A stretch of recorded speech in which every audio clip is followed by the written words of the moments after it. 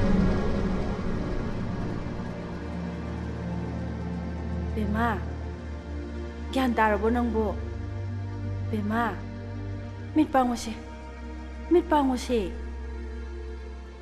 ꯏꯃꯥ ꯀꯃꯥꯏ ꯇꯧꯔꯒꯦ ꯀꯩꯁꯨ ꯊꯣꯏꯗꯣꯛꯄ ꯇꯧꯗꯕ ꯅꯠꯇ꯭ꯔꯣ ꯀꯩꯁꯨ ꯊꯣꯏꯗꯣꯛꯄꯗꯤ ꯇꯧꯗꯕ ꯃꯥꯜꯂꯤ kaisu tawreda kaisu tawreda makokta khara kana yeibadugi chena khona makok khara ngauduna tawrinida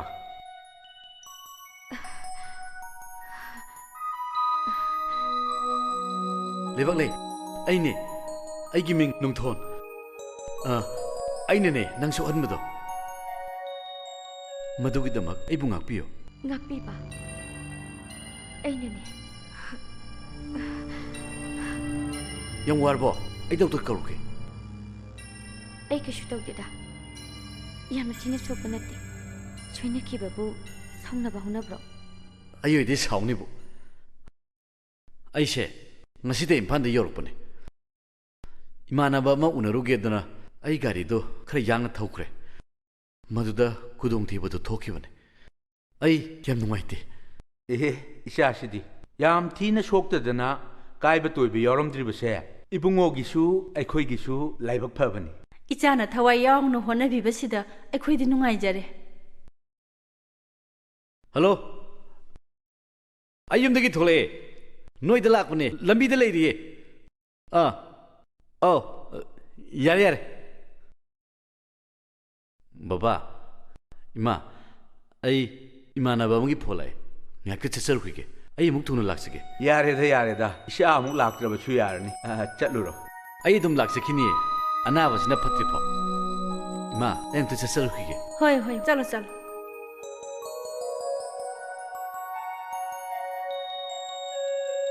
याम चमना उख्रेदा नुपा मचासे hoine mabukna marol ama phariba hidak singsi leibadabu aina siki amta hapke yadaba isha bu su haledana sauning badi lairadana masako matawo nuksibana मोहि बाबागी हेंजिन बसिदी करी हंगोरनी is कई तौस लुहोने कनामत लेतिस कई luangba o luangba ini jengai ini tak ada lagi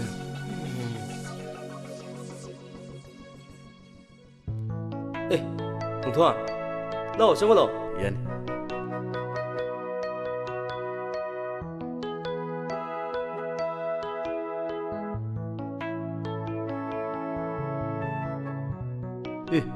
Kau dulu ke? Nasi nungai terus. Aing saya lagi harap. Sudah, lambi dene. Nungsi am nungai. Kap sukam ning betau dua mat thok tu na. Tinggal kerapa? Kau ini bahaya. Nungsi nungai ba? Kap sukam ning betau dua sih ba? ꯑꯩꯒꯤ ꯊꯧꯗꯣꯛꯁꯦ ꯌꯥꯝ ꯊꯋꯥꯏ ꯋꯥꯔꯝꯕꯗꯒꯤ ꯌꯥꯝ ꯅꯨꯡꯉꯥꯏꯕ ꯊꯧꯗꯣꯛ ꯑꯃ ꯑꯣꯟꯊꯣꯛꯈ꯭ꯔꯕ ꯐꯔꯦꯁꯦ ꯑꯩꯒꯤꯁꯤꯅ ꯀꯣꯟꯅ ꯈꯟꯅꯔꯁꯦ ꯑꯩ ꯅꯪꯒꯤ ꯄꯥꯎ ꯌꯥꯝ ꯇꯥꯅꯤꯡꯉꯦꯕ ꯂꯨꯍꯣꯡꯉꯝꯗꯥꯏꯁꯤꯗ ꯅꯪꯅ ꯎꯪꯗꯨꯅ ꯂꯩꯔꯝꯕꯒꯤ ꯃꯔꯝ ꯑꯗꯒꯤ ꯁꯛ ꯐꯖꯕꯤ ꯇꯅꯧ ꯇꯅꯧꯕꯤ ꯀꯩꯅꯥꯁꯤꯒ ꯅꯣꯏꯅꯤꯒꯤ ꯅꯨꯡꯉꯥꯏ ꯅꯨꯡꯉꯥꯏꯕ ꯋꯥꯔꯤ ꯑꯩ ꯌꯥꯝ ꯇꯥꯅꯤꯡꯉꯦꯕ ꯁꯦ ꯂꯤꯔꯣꯁꯤ Laitre nangsi nang sidi nasana yadana namdana faraga luhong handogu chap hegman se hairu kai doroge ba kari problem lerge ba oh pare nang nai ngonda haining drabanina ai chalage ko ngai ko ba bai phamu ba se phamu ba se liro ba bai ai lo mo se kai doroge ai wafamse kanamta dai dor ai shair nangna kanada su haidok ningdri wafam do aina ihana na taba phangba oijage aduga kaino pangjaba yaba mateng su pangjage se hairo ba hairu kai doroge bhai ai bido khuini chilala matungda noma कईगिनो नंगने इमानबीदा पाव हे से लेसे सुमाइने बानी मी मेमदा तोइन तो उनबसे आइदी हम इकाइजे aing bia na yam saur male karigino aine nongonda unase haraga nande dem saurdi साउददे इकाइ draw मी ममांगसिदा ꯂꯨꯍꯣꯡꯒꯗꯕꯁꯨ ꯀꯨꯏꯗ꯭ꯔꯕꯁꯤꯗ ꯎꯅꯁꯤꯅ ꯅꯪꯅꯅꯤ ꯈꯪꯗ꯭ꯔꯤꯕ ꯑꯌꯤꯡꯕꯤ ꯑꯩ ꯅꯪꯕꯨ ꯁꯨꯝ ꯎꯗꯨꯝꯇ ꯂꯩꯅꯤꯡꯉꯦ ꯆꯣ ꯅꯅꯥꯛꯇ ꯂꯦꯡꯅ ꯂꯩꯒꯗꯕ ꯀꯨꯏꯗ꯭ꯔꯁꯤꯕꯣ ꯑꯗꯣ ꯑꯌꯤꯡꯕꯤ ꯑꯩ ꯀꯩꯅꯣꯝꯇ ꯍꯥꯏꯒꯦꯕ ꯁꯤ ꯀꯩꯅꯣꯝꯇ ꯍꯥꯏꯒꯦꯕ ꯋꯥ ꯑꯝꯇ ꯍꯥꯏꯒꯦꯕ ꯈꯪꯉꯦ ꯅꯪꯒꯤ ꯅꯇꯧꯁꯦ ꯑꯩ ꯌꯥꯝ ꯍꯩꯅꯔꯛꯇ꯭ꯔꯦ ꯑꯩ ꯆꯠꯂꯒꯦ ꯉꯥꯏꯈꯣꯕ ꯅꯪꯒꯤ ꯅꯇꯧꯁꯤꯗꯤ ꯑꯥꯎꯠꯁꯥꯏꯗꯇ ꯂꯩꯉꯩꯗꯁꯨ ꯌꯥꯝ ꯉꯥꯎꯁꯤꯟꯅꯔꯝꯒꯗꯕ ꯃꯥꯜꯂꯦ ꯑꯩ ꯌꯥꯝ ꯍꯩꯅꯔꯛꯇ꯭ꯔꯦ ꯑꯌꯤꯡꯕꯤ ꯅꯪꯒꯤꯁꯤꯗꯤ ꯑꯩꯕꯨ ꯌꯥꯝ ꯊꯥꯖꯗꯕꯒꯤ ꯋꯥꯅꯤꯅꯦ ꯅꯪꯅ ꯑꯥꯎꯠꯁꯥꯏꯗꯇ ꯂꯩꯉꯩꯗ ꯀꯔꯤ ꯇꯧꯕ ꯑꯩꯅ ꯎꯔꯨꯕ꯭ꯔꯣ ꯑꯩꯅ ꯈꯪꯉꯨꯕ꯭ꯔꯣ ꯑꯣ ꯑꯌꯤꯡꯕꯤ ꯑꯩꯗꯤ ꯉꯁꯥꯏ ꯃꯈꯩ ꯅꯪꯅ ꯉꯥꯡꯉꯤꯁꯦ ꯐꯥꯒꯤ ꯑꯣꯏꯕ ꯅꯤꯡꯉꯤ ꯅꯪꯒꯤꯁꯤ ꯇꯁꯦꯡꯅ ꯑꯩꯕꯨ ꯊꯥꯖꯗꯕꯒꯤ ꯋꯥꯅꯤꯅꯦ ꯅꯪꯅ ꯈꯜꯂꯤꯕꯗꯣ ꯑꯩ ꯈꯪꯉꯤ ꯑꯩꯅ ꯃꯄꯥꯟꯗ ꯂꯩꯔꯨꯕꯗꯣ 이반이기 뚱 부시기다마 이반이기 운실레 뿐기다마 năng natana ai kana busu han ning kini adubu nang ingonda yam chingnerabadi thajadaba lerbadi law hojumu sesi law blood test ors law hojumu sesi law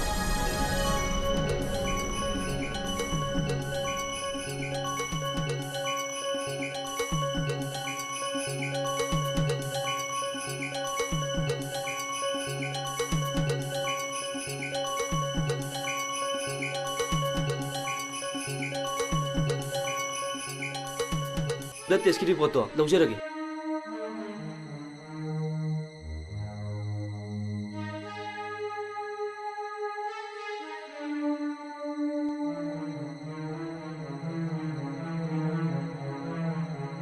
aying binanggis da lairisi luang bagina si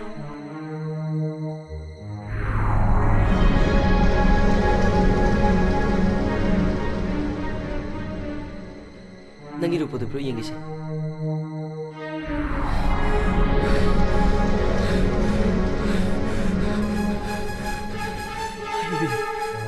Aimi!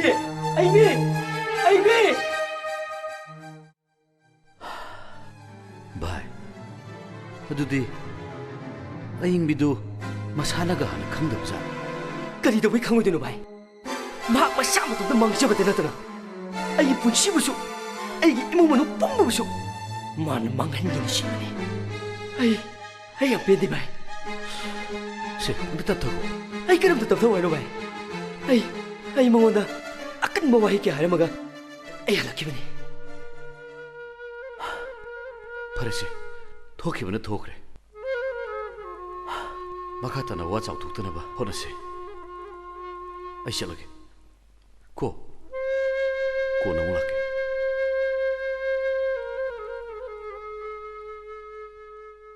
Hakchang khara nungai rabra. Khara nungai re. Kanana mate. Aigi chanupine. Oh. Nanga khangna ninge dan lai. Khangnawo. Mingdi kai kauge. Nungsi thoi kawi ise. College ti tamabra. Handak BSc ahanba kabani. Lairi kayang tamazani na. Ima hoi baba hoi di. Akhoi ni wetin do pothoki. Oh.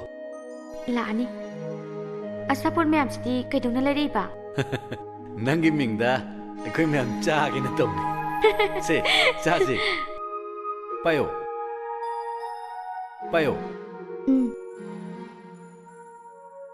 Ibunga la amidna hoi baba. Ibe masidi kanano. Baba, aigi chanupini. Oh. Baba, se. Yare. Kaidu boya siyam leri inone. Nangi dada sidi laiba khotpadi thona phai he bema. Akhoi dadi yam legali. Aigi mobile phone aman shu adigi lebire. Akhoi dada se yam phajani. Isili naw de kiyano. Akhoi daga akhoi damchaga aiga akhoi humdani. Adudi baba, akhoi mukchan na toroge. Hoi. Yoro. Ipa su aswaibok tindoke. Hoi. Lebak le. Kisu thoina nungai taba tawdradi. Asi gidi chatlage. Iche, akhoi mu chatlage ko. La.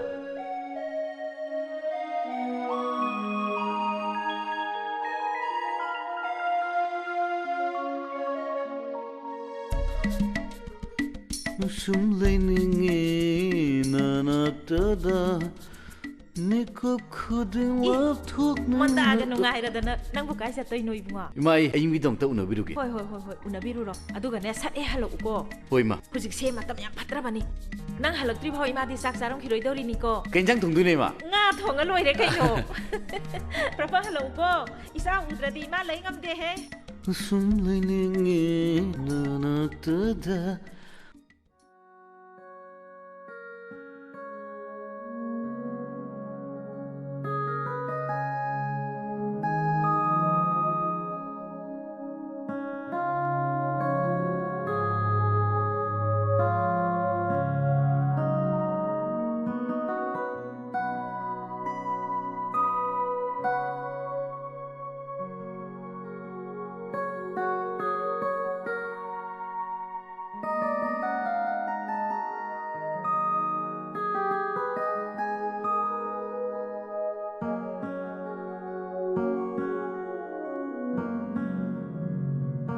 Eko, saidang da khangko.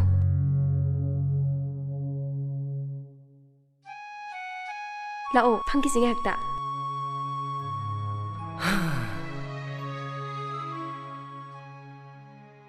Anh be, ai MC tama sakani habado. Ai confirm tawre. Ai hangsi chatu tare. Karigia atuk thuna. Kuiroida, chahi ani khaktane. Is, chahi ania. Chahi ani bu kaisu khangorida. Nangi sibu ai chalano hairo. Pare ne. Nang na chalano haragana ai chalaroi. Nanak ta sum leirage. Ai dadabu chatkanu habadi natte. Aduga kari shukthariba. Ai dadabu hi ani unararoi khanbada chupnungai tabagi wani. Adugi oire. Punsi kanagadabu sunatabasibo. Adu oiresu ai yam pakhatle. Karige. Outside ta leibase mina kai kai yam haine. Ado ada nangna kai kai tawbudo aina khangponte. As nangi sidi ai siam na option ina thajadabagi wani ne. Kari palaga wasauge. Kashu palaga wasakpiu haide. Chumna sum ngoksina danaba haijabagi wani. Hoine.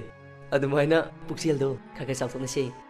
Aina pakali se nangumbi yamna ingta pisine. Mone sengau lakalise. Aina kai dawdana pakhatoi ba. Adubudi hayeng aina thola kanda khangnab taredna. Aina puksel hongba haibase mapoksimagidi khaluranu. Karigumba tachana yadadana bani kaina batarabasu. Aidi nangidamakta sidokpa ngamani.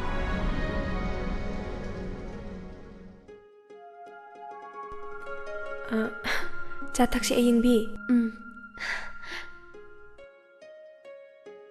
Dada luang bagi pau tabro. Tholakadawba watlibro. Nungsiba magi mapaubu kaidawbai taroidoino. Nungtigi phone adum tawnai.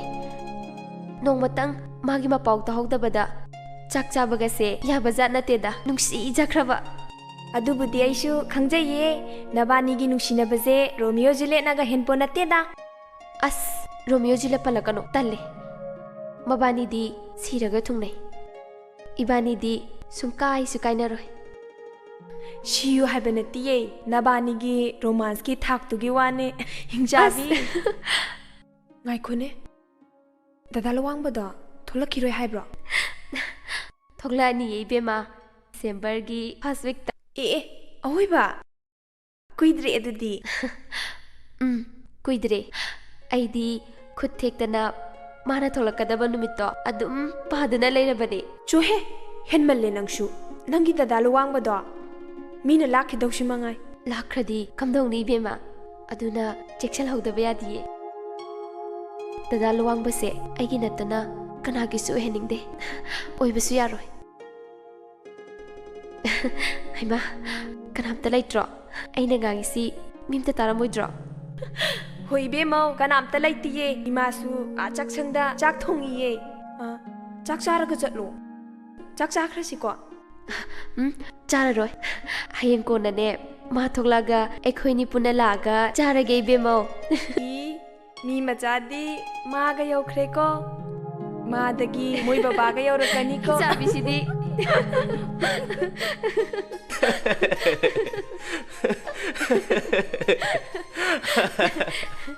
ꯃꯤ ꯃꯆꯥꯗꯤ ꯑꯥꯎꯠꯁꯥꯏꯗꯇ ꯂꯩꯔꯨꯕꯗꯒꯤ ꯃꯁꯛꯀꯁꯦ ꯌꯥꯝ ꯐꯖꯊꯣꯛꯑꯦꯀꯣ ꯇꯁꯦꯡꯅ ꯐꯖꯕ꯭ꯔꯅꯦ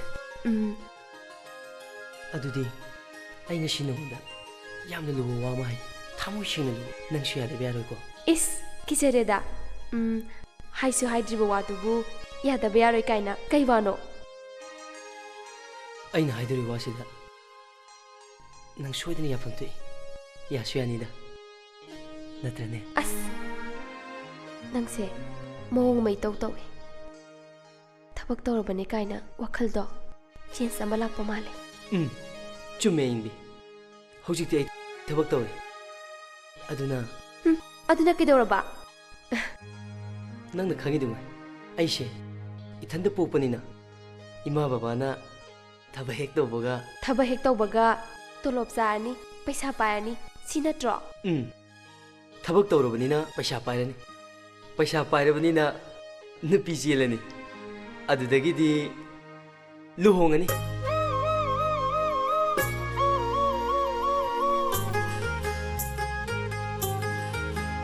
ꯆꯠꯂꯁꯤꯅꯦ ꯉꯁꯤꯗꯤ ꯄꯟꯊꯨꯡ ꯌꯧꯅ ꯆꯠꯂꯁꯤꯅꯦ ꯉꯁꯤꯗꯤ ꯄꯟꯊꯨꯡ ꯌꯧꯅ सारुरसी सिगी फुरा हो सारुरसी सिगी फुरा नंग आईगी ताई बंसिदा कीजे आईदी नतुंग इल्लुरागा लमथुंग खंगदा नंगना इदम हुंदोक लमलदी कीजे आईदी नतुंग इल्लुरागा लमथुंग खंगदा नंगना इदम हुंदोक लमलदी थाजौ आइबु थाजबियो थवाई असे नंगी ओय ख्रबनी थवाई असे नंगी ओय ख्रबनी चटलसीने ngasiदी पन्थुंग यौना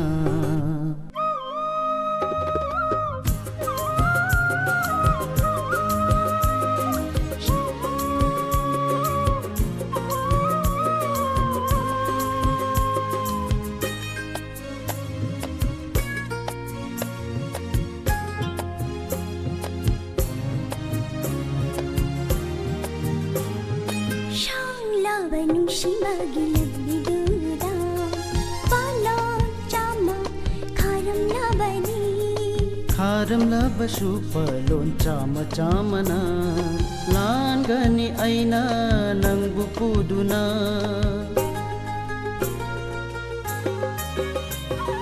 शांगला बनुषि बगी लंबिदुदा पलोन चामा खारम लबनी खारम लबसु पलोन चामा चामना लानगनी ऐना नंगबु पुदुना lamnabadi ipa amana nungshi panthang yauramdaida punsi hinau saduna aina nungsi ipa lanmina ninanga nungsi ipa lanmina ninanga chatlasine ngasidi panthung yauna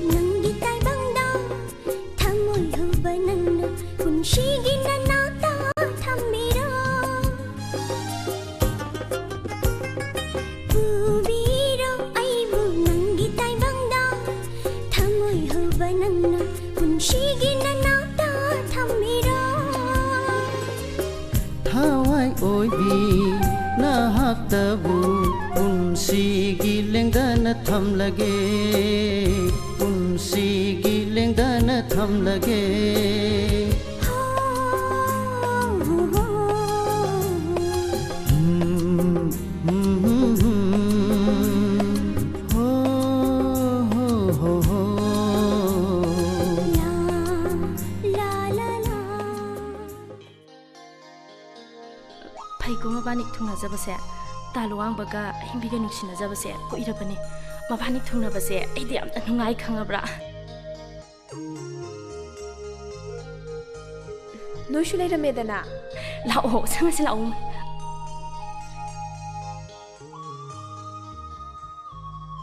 ꯂꯥꯛꯑꯣ ꯆꯪꯉꯁꯤ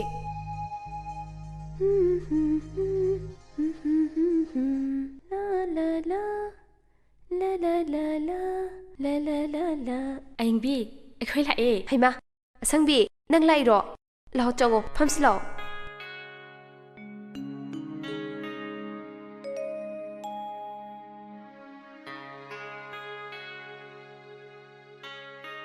ꯉꯥꯏꯍꯥꯛ ꯐꯝꯃꯝꯒꯣꯀꯣ ꯑꯩ ꯆꯥꯅꯕ ꯂꯧꯔꯛꯈꯤꯒꯦ ꯌꯥꯔꯦꯗ ꯆꯥꯗ꯭ꯔꯁꯨ ꯅꯪ ꯎꯅꯔꯒ ꯂꯣꯏꯔꯦ ꯃꯁꯥꯁꯦ ꯌꯥꯝ ꯐꯖꯊꯣꯛꯑꯣ ꯃꯤꯃꯤ ꯆꯦꯜꯂꯗꯤ ꯁꯤ ꯉꯥꯛꯇꯅꯦ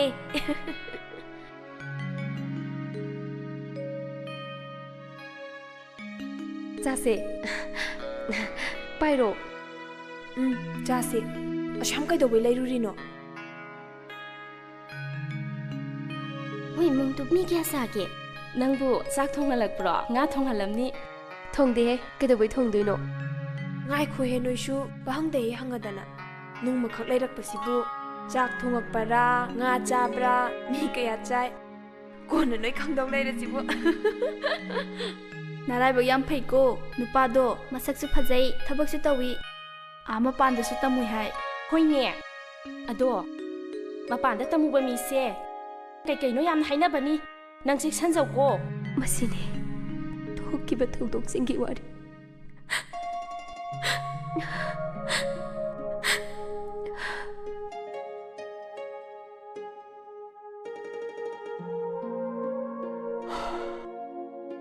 ꯑꯌꯤꯡꯕꯤ ꯀꯞꯀꯅꯨ ꯀꯞꯂꯒ ꯀꯔꯤꯁꯨ ꯑꯐꯕ ꯐꯣꯜ ꯄꯨꯔꯛꯀꯗꯕ ꯅꯠꯇꯦ ꯍꯧꯖꯤꯛ ꯀꯩꯗꯧꯁꯤꯒꯦ ꯍꯥꯏꯕꯗꯣ ꯈꯟꯅꯁꯤ ꯍꯥꯏꯌꯨ ꯅꯪꯒꯤ ꯑꯄꯥꯝꯕ ꯀꯔꯤꯅꯣ ꯇꯥꯅꯣꯡꯇꯣꯟ ꯑꯩ ꯃꯥꯕꯨꯗꯤ ꯊꯃꯣꯏ ꯁꯦꯡꯅ ꯅꯨꯡꯁꯤ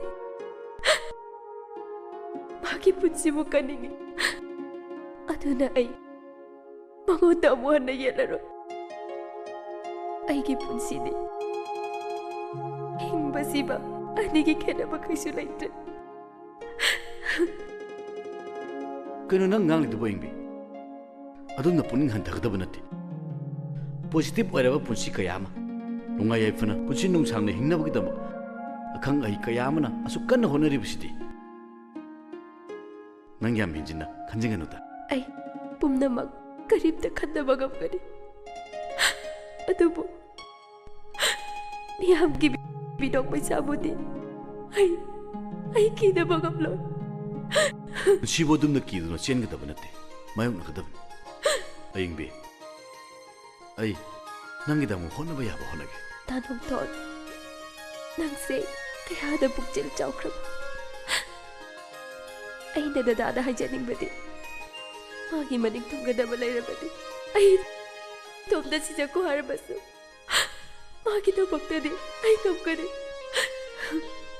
ꯑꯗꯨꯕꯨ ꯃꯥꯅ ꯈꯕꯔꯗ ꯍꯥꯞꯇꯨꯅ ꯑꯩꯒꯤ ꯐꯤꯕꯝꯁꯦ ꯃꯤꯌꯥꯝꯅ ꯈꯪꯍꯟꯒꯅꯤ ꯍꯥꯏꯕꯗꯨꯗꯗꯤ ꯏꯃꯥ ꯕꯕꯥꯒꯤ ꯃꯥ ꯌꯦꯡꯂꯒ ꯅꯅꯥꯅ ꯑꯃꯨꯛꯇ ꯇꯧꯍꯟꯕꯤꯒꯅꯨ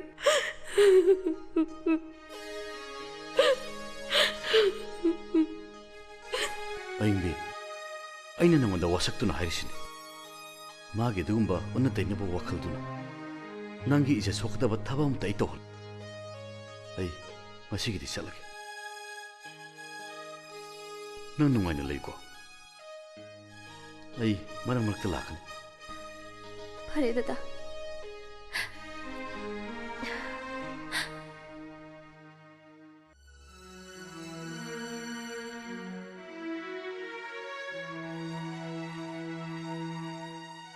(125/75)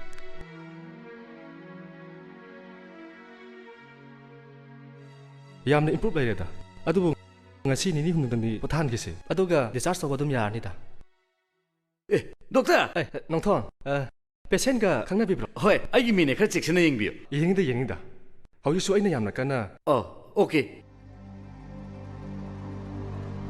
ꯗꯣꯛꯇꯔꯁꯤꯒ ꯃꯥꯒ ꯍꯥꯟꯅ ꯈꯪꯅꯕ ꯖꯥꯠ ꯑꯣꯏꯔꯦ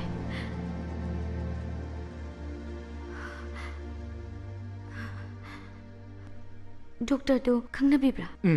ꯑꯩꯒꯤ ꯃꯔꯨꯞꯅꯤ ꯌꯥꯝ ꯂꯨꯅ ꯇꯤꯟꯅꯈ꯭ꯔꯖꯥꯠꯅꯤ ꯃꯥꯅ ꯌꯥꯝ ꯐꯖꯅ ꯌꯦꯡꯂꯤ ꯀꯩꯁꯨ ꯇꯧꯔꯣꯏꯅ ꯍꯥꯏ ꯑꯩ ꯌꯨꯝꯗ ꯆꯠꯄ ꯌꯥꯔꯗ꯭ꯔꯥ? ꯀꯩꯅꯣ ꯌꯥꯝ ꯊꯨꯅ ꯌꯨꯝ ꯆꯠꯅꯤꯡꯉꯤꯗꯤ?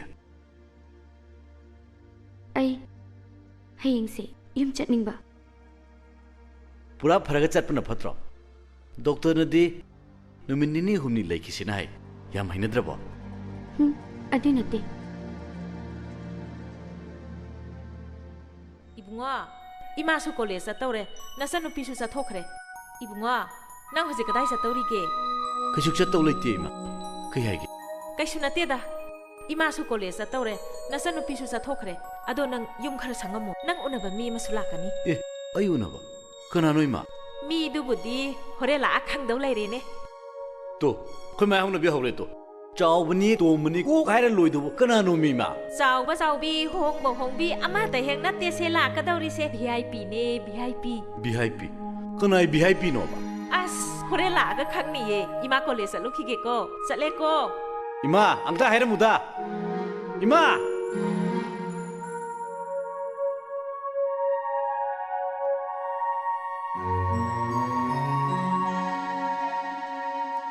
ꯑꯁ ꯂꯩꯕꯨ ꯂꯩꯔꯝꯒꯗ꯭ꯔꯅꯦ? ꯊꯤ ꯏꯀꯥꯏꯖꯈ꯭ꯔꯦꯗ. ꯍꯩꯃꯥ ꯅꯪ ꯂꯥꯛꯑꯦꯗꯅ. ꯆꯪꯉꯣ ꯆꯪꯉꯣ ꯕꯅꯤ. ꯑꯩ ꯆꯠꯂꯨꯈꯤꯒꯦꯀꯣ.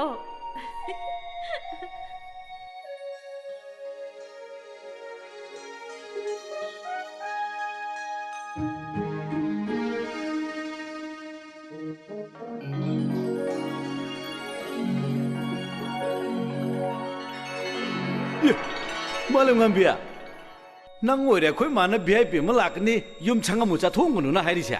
ꯑꯁ ꯏꯃꯥꯅ ꯑꯗꯨꯃꯥꯏꯅꯒ ꯍꯥꯏꯕ꯭ꯔꯣ? ꯑꯧ ꯍꯥꯏꯌꯦ. ꯑꯁ ꯏꯀꯥꯏꯖꯔꯦꯗ. ꯆꯪꯉꯨꯔꯣ. ꯀꯩꯝꯇ ꯏꯀꯥꯏꯔꯨꯅꯣ ꯐꯝꯃꯣ. ꯑꯩꯈꯣꯏꯅꯤ ꯈꯪꯅꯗꯕꯁꯨ ꯅꯠꯇꯦ. ꯅꯍꯥꯟ ꯊꯧꯗꯥꯝꯒꯤ ꯂꯨꯍꯣꯡꯕꯗ ꯌꯥꯝ ꯐꯖ ꯈꯪꯅꯈ꯭ꯔꯗꯨꯗꯤ ꯅꯪ ꯀꯥꯎꯔꯕꯣ? ꯀꯥꯎꯗ꯭ꯔꯤꯗ. ꯗꯥ ꯅꯨꯡꯊꯣꯟꯁꯦ ꯏꯅꯥ ꯈꯨꯟꯕ ꯄꯩꯁꯥ ꯄꯥꯏꯕ ꯏꯃꯨꯡꯒꯤ ꯃꯆꯥ ꯃꯁꯨ ꯑꯣꯏꯕꯇ ꯅꯠꯇꯅ ꯊꯕꯛꯁꯨ ꯑꯆꯧꯕ ꯑꯃ ꯇꯧꯔꯤꯅꯤ. ꯑꯗꯣ ꯀꯩꯝꯇꯒ ꯆꯥꯎꯊꯣꯛꯇꯦꯀꯣ. ꯆꯥꯎꯊꯣꯛꯄꯒꯤ ꯃꯍꯨꯠꯇ ꯌꯥꯝ ꯆꯝꯃꯤꯗ. ꯀꯩꯅꯣ ꯆꯥꯎꯊꯣꯛꯄ ꯍꯥꯏꯕꯣ? ꯍꯧꯖꯤꯛꯀꯤ ꯃꯇꯝꯁꯤꯗꯤ ꯄꯩꯁꯥꯕꯨ ꯈꯔ ꯄꯥꯏꯔꯕ ꯊꯕꯛꯄꯨ ꯈꯔ ꯆꯥꯎꯅ ꯇꯧꯔꯕ ꯃꯤꯒꯁꯦ ꯎꯔꯔꯣꯏꯗꯝꯅꯤ. ꯑꯗꯨꯗꯤ ꯃꯤ ꯃꯆꯥꯒꯤ ꯋꯥꯅꯤꯗ. ꯑꯩꯗꯤ ꯃꯤ ꯃꯆꯥꯁꯨ ꯅꯠꯇꯅ. ꯏꯍꯦ ꯋꯥꯊꯤ ꯉꯥꯡꯉꯤꯉꯩꯗꯩ ꯀꯥꯎꯕꯨ ꯀꯥꯎꯍꯦ. ꯅꯪꯒꯤ ꯆꯥꯅ ꯊꯛꯅꯕ ꯆꯥ ꯅꯨꯡ ꯑꯩ ꯑꯝꯇ ꯁꯦꯝꯃꯨꯒꯦ. ꯉꯥꯛꯇꯪ ꯐꯝꯃꯨꯀꯣ. ꯌꯥꯔꯅꯤꯌꯦ ꯀꯩꯝꯇ ꯇꯧꯕꯤꯔꯨꯔꯅꯨ. ꯑꯩ ꯀꯩꯝꯇ ꯆꯥꯅꯤꯡꯗꯤꯌꯦ. ꯏꯃꯥ ꯍꯣꯏꯁꯨ ꯀꯅꯥꯝꯇ ꯂꯩꯇ꯭ꯔꯕꯅꯤꯅ ꯋꯥꯔꯤ ꯑꯣꯏꯅ ꯁꯨꯝ ꯁꯥꯔꯁꯤ. ꯍꯦ ꯉꯥꯏꯈꯣ ꯉꯥꯏꯈꯣ. ꯀꯩꯅꯣꯗ ꯑꯩꯈꯣꯏ ꯌꯨꯝꯗ ꯂꯥꯛꯑꯒꯕꯨ ꯆꯥꯗ ꯌꯥꯕꯣꯠꯇꯦ. ꯑꯩꯈꯣꯏ ꯃꯥꯅ ꯉꯥꯡꯅꯦꯕ. VIP ꯑꯃ ꯂꯥꯛꯑꯒ ꯀꯩꯝꯇ ꯄꯤꯖꯗꯦꯅ. ꯉꯥꯛꯇꯪ ꯐꯝꯃꯨꯀꯣ. ꯑꯩ ꯐꯠ ꯁꯠ ꯀꯨꯏꯛ. ꯃꯤꯅ ꯀꯔꯤꯝꯇ ꯇꯧꯕꯤꯔꯨꯔꯅꯨ ꯍꯥꯏꯔꯒ ꯑꯗꯨꯃꯥꯏꯅ ꯇꯧꯔꯗꯤ ꯑꯩ ꯆꯠꯈ꯭ꯔꯒꯦꯀꯣ. ꯌꯥꯔꯣꯏ ꯌꯥꯔꯣꯏ. ꯆꯥꯗꯕꯁꯨ ꯌꯥꯔꯣꯏ ꯆꯠꯈꯤꯕꯁꯨ ꯌꯥꯔꯣꯏ. ꯑꯩꯈꯣꯏ ꯃꯥ ꯂꯥꯛꯄ ꯉꯥꯏꯃꯤꯟꯅꯈꯤꯗꯣꯏꯅꯤꯀꯣ. ꯑꯩꯗꯤ ꯆꯥꯒꯦꯅ ꯂꯥꯛꯄꯁꯨ ꯅꯠꯇꯅ. ꯑꯁꯨꯛ ꯐꯕ ꯑꯁꯨꯛ ꯆꯝꯕ ꯅꯨꯄꯥ ꯑꯃꯒꯤ ꯂꯣꯏꯅꯕꯤ ꯑꯣꯏꯕ ꯐꯪꯖꯔꯕꯗꯤ ꯑꯩꯁꯦ ꯁꯔꯒ ꯈꯨꯠꯅ ꯂꯥꯝꯕ ꯐꯪꯕꯒ ꯆꯞ ꯃꯥꯟꯅꯔꯗꯕꯅꯤ. ꯑꯩ ꯅꯥꯟꯊꯣꯛꯍꯟꯕ ꯌꯥꯗ꯭ꯔꯦ. ꯐꯩ ꯃꯥꯅ ꯍꯥꯏꯔꯛꯄ ꯉꯥꯏꯔꯕꯗꯤ ꯑꯣꯏꯔꯔꯣꯏ. ꯑꯩ ꯍꯦꯛꯇ ꯍꯥꯏꯔꯒꯦ. ꯑꯩꯁꯨ ꯄꯪꯅꯣꯛ ꯅꯣꯛꯄꯗꯤ ꯅꯠꯇꯦꯅ. ꯗꯣꯛꯇꯔ ꯑꯃꯅꯤ. ꯃꯥꯂꯦꯝ ꯉꯥꯝꯕꯤ. ꯏꯃꯥ. ꯅꯕꯥꯅꯤꯕꯨ ꯀꯔꯤ ꯀꯔꯤ ꯋꯥꯔꯤ ꯁꯥꯟꯅꯔꯒꯦ? ꯑꯩꯈꯣꯏ ꯕꯨꯡꯉꯣꯗꯤ ꯀꯗꯥꯏ ꯆꯠꯈ꯭ꯔꯦ? ꯌꯦꯔꯨꯝꯁꯤꯃ ꯊꯨꯒꯥꯏꯔꯕ. ꯑꯗꯒꯤ ꯁꯤꯁꯤꯅ ꯁꯤꯗꯤ ꯎꯪꯕ ꯌꯥꯗꯦꯅꯦ. ꯑꯣ ꯌꯥꯔꯦ ꯌꯥꯔꯦ. ꯄꯣꯛꯉꯩꯗꯒꯤ ꯑꯝꯇꯁꯨ ꯍꯧꯗꯦ ꯑꯩ ꯇꯧꯔꯤꯁꯤꯕꯣ. ꯍꯣꯏ ꯏꯃꯥ. ꯑꯁ ꯐꯔꯦꯗ ꯑꯩꯈꯣꯏ ꯃꯥ ꯂꯥꯛꯄ. ꯁꯤ ꯇꯧꯒꯦ ꯍꯩꯖꯤꯜꯂꯒꯦ. ꯁꯤ ꯌꯥꯔꯅꯤꯗ. ꯁꯤ ꯌꯥꯔꯅꯤꯅ. ꯌꯥꯔꯅꯤꯅ. ꯑꯁ ꯑꯩꯈꯣꯏ ꯃꯥꯁꯤꯁꯨ ꯄꯥ ꯍꯦꯛ ꯆꯪꯉꯛꯇꯦ. ꯉꯥꯛꯄꯤꯕ. ꯑꯩ ꯌꯨꯝꯗ ꯆꯠꯄ ꯌꯥꯔꯗ꯭ꯔꯥ?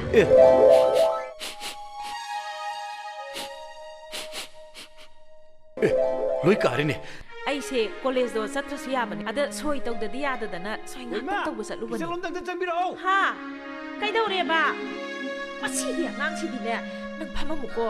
ꯂꯪꯈꯥꯏꯕꯒ ꯊꯨꯒꯥꯏꯕꯒ ꯀꯩꯗꯧꯔꯒꯦ ꯅꯪꯕꯣ? ꯀꯣ ꯂꯥꯛꯀꯦꯗꯤ ꯀꯩꯗꯧꯅꯤ? ꯍꯥ ꯀꯩꯗꯧꯔꯦꯕ? 이마세 실로이 까레 칭 ꯂꯣꯏ ꯀꯥꯔꯦ ꯁꯤꯗꯤ. ꯁꯤꯕꯨ ꯃꯤꯉꯣꯟꯗ ꯀꯃꯥꯏꯅ ꯄꯤꯖꯗꯧꯔꯤꯅꯣ ꯁꯤꯕꯣ? 비지기 비족 비지로이 또 남브로 아이 찰레 나사이데 이마 랑가 이름이니 ꯉꯥꯏꯈꯣ ꯍꯩꯃ ꯏꯕꯨꯡꯉꯣ. 따인디 아스 ꯍꯩꯃꯥ ꯁꯤ ꯃꯥꯂꯦꯝꯕꯤ ꯌꯥꯝ ꯊꯥꯖꯗꯤꯌꯦ ꯅꯣꯏꯗꯤ ꯂꯥꯛꯀꯅꯤ ꯍꯥꯏꯔꯒ ꯁꯨꯡꯂꯥꯛꯁꯨ ꯂꯥꯛꯇꯦ ꯑꯩ ꯑꯣꯏꯅ ꯍꯦꯛꯇ ꯂꯥꯛꯆꯔꯕꯅꯤ ꯑꯩꯈꯣꯏ ꯗꯗꯥ ꯍꯣꯏ ꯑꯩꯈꯣꯏ ꯃꯥ ꯍꯣꯏ ꯑꯝꯇ ꯂꯩꯇꯖꯥꯠꯂꯣ ꯂꯩꯌꯦ ꯍꯧꯖꯤꯛꯇ ꯃꯊꯛꯇ ꯀꯥꯈꯤꯕꯅꯤ ꯑꯩꯒ ꯋꯥꯔꯤ ꯁꯥꯟꯅꯔꯝꯕꯅꯤ ꯑꯗꯣ ꯆꯤꯆꯦ ꯍꯪꯆꯤꯠꯁꯦ ꯑꯩꯈꯣꯏ ꯀꯣꯂꯦꯖꯀꯤ ꯁꯦꯠꯇꯤ ꯁꯣ ꯑꯃ ꯂꯩꯕ ꯌꯦꯡꯉꯨꯁꯤꯀꯣ ꯆꯤꯆꯦ ꯍꯣꯏ ꯌꯦꯡꯉꯨꯁꯦ ꯍꯩꯃꯥ ꯑꯩꯈꯣꯏ ꯏꯕꯦꯝꯃ ꯍꯜꯂꯛꯑꯝꯃꯦꯗꯅ ꯀꯔꯤ ꯋꯥꯔꯤꯅꯣ ꯅꯕꯥꯅꯤ ꯁꯥꯟꯅꯔꯤꯗꯨꯕꯣ ꯁꯤꯃꯥ ꯌꯦꯡꯉꯨꯁꯤ ꯍꯥꯏꯕꯅꯤ ꯏꯃꯥ ꯑꯣ ꯌꯦꯡꯃꯤꯟꯅꯧ ꯅꯪ ꯇꯥꯃꯣꯁꯨ ꯌꯥꯎꯖꯅꯤꯗ ꯇꯥꯏꯗꯤ ꯑꯁ ꯃꯂꯦꯝꯉꯥꯟꯕꯤ ꯑꯩꯈꯣꯏ ꯃꯥꯒ ꯋꯥꯔꯤ ꯁꯥꯟꯅꯧꯀꯣ ꯑꯩ ꯑꯔꯨꯕ ꯊꯕꯛ ꯑꯃ ꯆꯠꯇ ꯌꯥꯗ꯭ꯔꯦ ꯑꯝꯇ ꯆꯠꯂꯨꯒꯦꯀꯣ ꯍꯩꯃꯥ ꯏꯕꯨꯡꯉꯣ ꯍꯩꯃꯥ ꯀꯩꯗꯧꯉꯩꯅꯣꯅꯦ ꯅꯣꯏꯅ ꯁꯤꯅꯦꯃꯥ ꯌꯦꯡꯒꯗꯧꯔꯤꯗꯨꯕꯣ ꯍꯪꯆꯤꯠꯅꯦ ꯑꯩꯈꯣꯏ ꯀꯣꯂꯦꯖꯀꯤ ꯆꯦꯔꯤꯇꯤꯅꯦ ꯆꯤꯆꯦꯒ ꯄꯨꯟꯅ ꯌꯦꯡꯃꯤꯟꯅꯗꯣꯏꯕ ꯌꯦꯡꯃꯤꯟꯅꯧ ꯑꯗꯨꯗꯤ ꯏꯃꯥ ꯑꯩ ꯑꯃꯨꯛ ꯌꯧꯈ꯭ꯔꯒꯦ ꯌꯧꯔꯣ ꯏꯕꯦꯝꯃ ꯍꯪꯆꯤꯠ ꯑꯃꯨꯛ ꯎꯅꯔꯁꯤꯀꯣ ꯆꯤꯆꯦ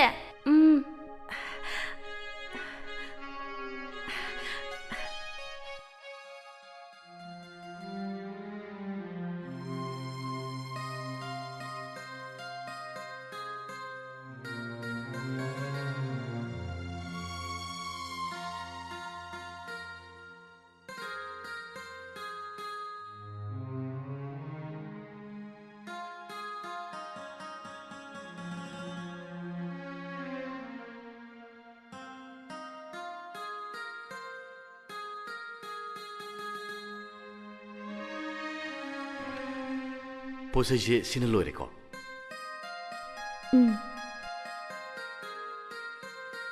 ꯂꯩꯕꯥꯛꯂꯩ ꯅꯪꯅ ꯁꯨꯃꯥꯏꯅ ꯏꯊꯥ ꯊꯥꯖꯗꯅ ꯍꯣꯁꯄꯤꯇꯥꯜꯗꯒꯤ ꯍꯜꯂꯛꯄꯁꯤꯗ ꯅꯣꯏ ꯏꯃꯥ ꯕꯕꯥꯗꯤ ꯌꯥꯝ ꯍꯔꯥꯎꯔꯅꯤ ꯅꯨꯡꯉꯥꯏꯐꯝꯁꯨ ꯊꯣꯛꯏ ꯗꯗꯥꯁꯨ ꯑꯩꯒꯤꯗꯃꯛ ꯃꯇꯝ ꯃꯥꯡꯂꯔꯣꯏ ꯈꯟꯕꯗ ꯌꯥꯝ ꯅꯨꯡꯉꯥꯏꯔꯝꯒꯅꯤꯗ ꯑꯩꯁꯨ ꯅꯪꯅ ꯍꯣꯁꯄꯤꯇꯥꯜꯗꯒꯤ ꯐꯗꯨꯅ ꯍꯜꯂꯛꯄꯁꯦ ꯌꯥꯝ ꯅꯨꯡꯉꯥꯏ ꯃꯇꯝ ꯃꯥꯡꯗꯕꯗꯨꯗꯤ ꯑꯩ ꯀꯩꯁꯨ ꯈꯟꯗꯦꯗ ꯑꯩꯒꯤ ꯇꯧꯐꯝ ꯊꯣꯛꯄꯅꯤ ꯅꯪꯅ ꯆꯍꯤ ꯑꯃ ꯂꯩꯔꯁꯨ ꯑꯩ ꯑꯗꯨꯝ ꯂꯥꯛꯀꯅꯤ ꯍꯌꯦꯡꯁꯨ ꯂꯥꯛꯀꯅꯤ ꯗꯗꯥ ꯂꯥꯛꯇ꯭ꯔꯁꯨ ꯌꯥꯔꯅꯤꯗ ꯍꯧꯖꯤꯛꯇꯤ ꯑꯩ ꯊꯕꯛ ꯆꯠꯀꯗꯕ ꯃꯌꯥꯝ ꯑꯃꯁꯨ ꯂꯩꯔꯤ ꯗꯗꯥ ꯂꯥꯛꯇ꯭ꯔꯁꯨ ꯌꯥꯔꯅꯤꯗ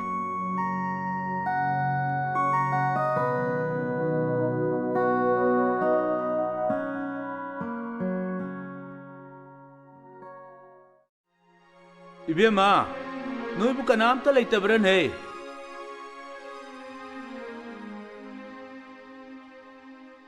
बाबा हला बोरा हले नमादी एखोय चाक लोइरब्रो इमादी बाबा सुंगन हलक्ते थेंगेना युमनामगी सरा चकी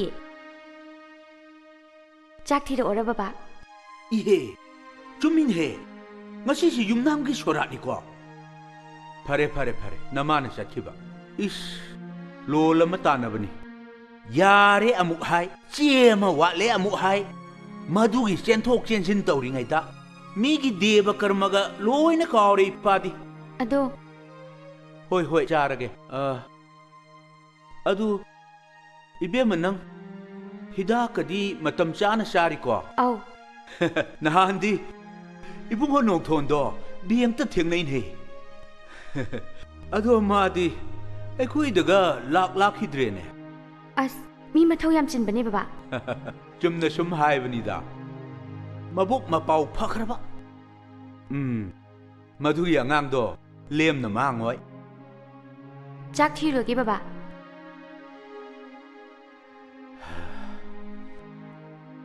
ꯈꯪꯗ꯭ꯔꯦꯗ ꯑꯩꯒꯤ ꯏꯆꯥ ꯅꯨꯄꯤꯁꯤꯒꯤ ꯃꯔꯥꯏꯕꯛꯁꯦ ꯀꯔꯝ ꯊꯣꯛꯑꯒꯕ ꯕꯕꯥ ꯆꯥꯛ ꯊꯥꯡꯗꯣꯛꯑꯦ लाए इपा लाए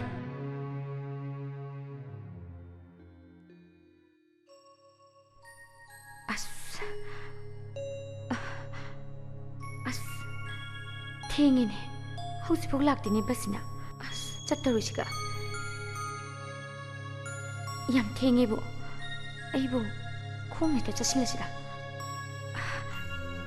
खोंगनेता चलगे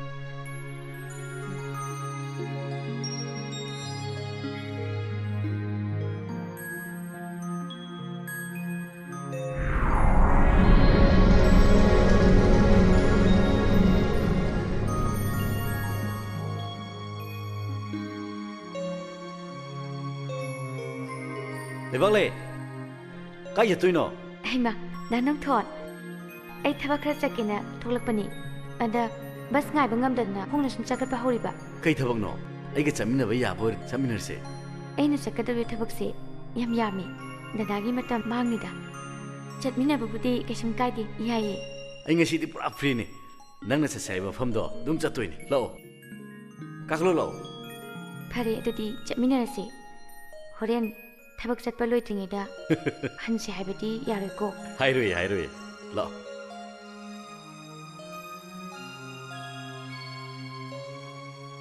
ngasi je ai daw ya ni khange ba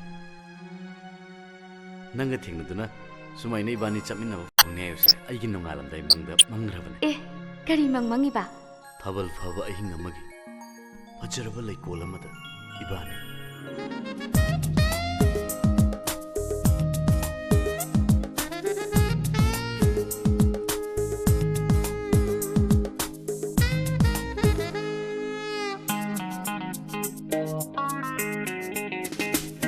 nangi wakal khanduna hinge nangi mai thong yenguna lenge nangi wakal khanduna hinge nangi mai thong yenguna lenge ai gi thamoina pendri fa ai gi thamoina pendri fa nangi nanakta famlaga nangi nanakta famlaga nangi wakal khanduna hinge nangi mai thong yenguna lenge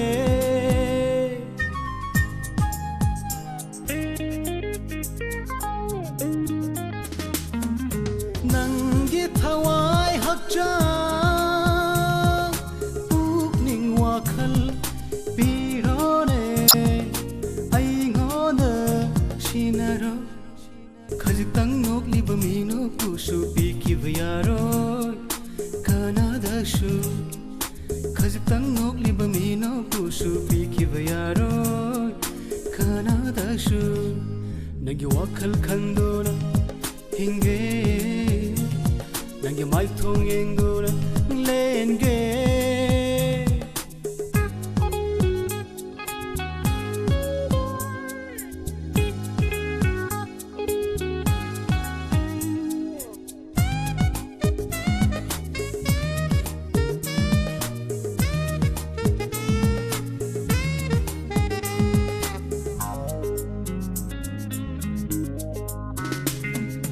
nangbu nungshibagi kalak mi hawana leita fam khang hanre thamoishe nangbu nungshibagi kalak mi hawana leita fam khang hanre thamoishe aigi oizaba phangla roidra khanbad nangshe ngaure ngaure aigi oizaba phangla roidra khanbad nangshe aidi ngaure ngaure nangi wakhal khandona hinge nangi mai thong yengona lenge nangi wakhal khandona hinge nangi mai thong yengona lenge aigi thamoina pendri fa aigi thamoina pendri fa nangi nanakta famlaga nangi nanakta famlaga nangi nanakta famlaga aina nangbu hospital da thilakpa numituda nangna wata ama tawrapududagi nanakta fana lakningabsu lakpagi thangna mangkidu ai laktabani adubu ngasi aigi manglanduna anauba thawna ama piraktuna nanga chaminaba phangbase aigi daw yaba natra dadada lakanodi haikidena adu hoirasu chumna sum chathokani unadaba yayana haikibegi wani leibak le ai ngasidi nangonda wa khara haigena dada sida gari amta khambikuo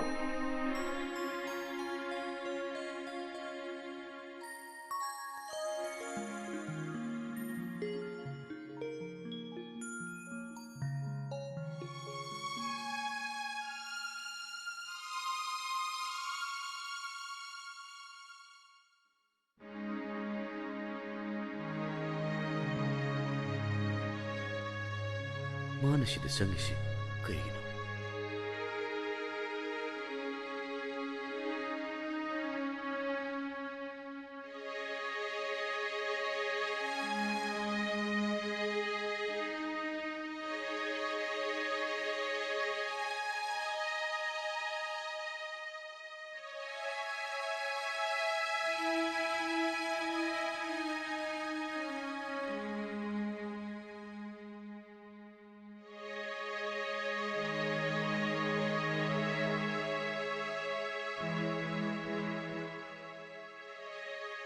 ꯗꯗꯥ ꯆꯠꯀꯗꯕ ꯊꯕꯛ ꯂꯣꯏꯔꯦ ꯍꯜꯂꯁꯤ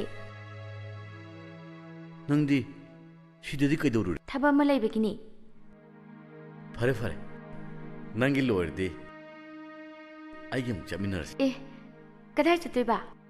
ꯀꯩꯁꯨ ꯅꯠꯇꯦꯗ restaurant ꯑꯃꯗ ꯆꯪꯉꯒ coffee ꯑꯃꯃꯝꯇꯪ ꯊꯛꯃꯤꯟꯅꯔꯒ ꯗꯗꯥ ꯍꯌꯦꯡ ꯀꯣꯟꯅ ꯊꯛꯃꯤꯟꯅꯔꯁꯤ ꯊꯦꯡꯉꯦꯕ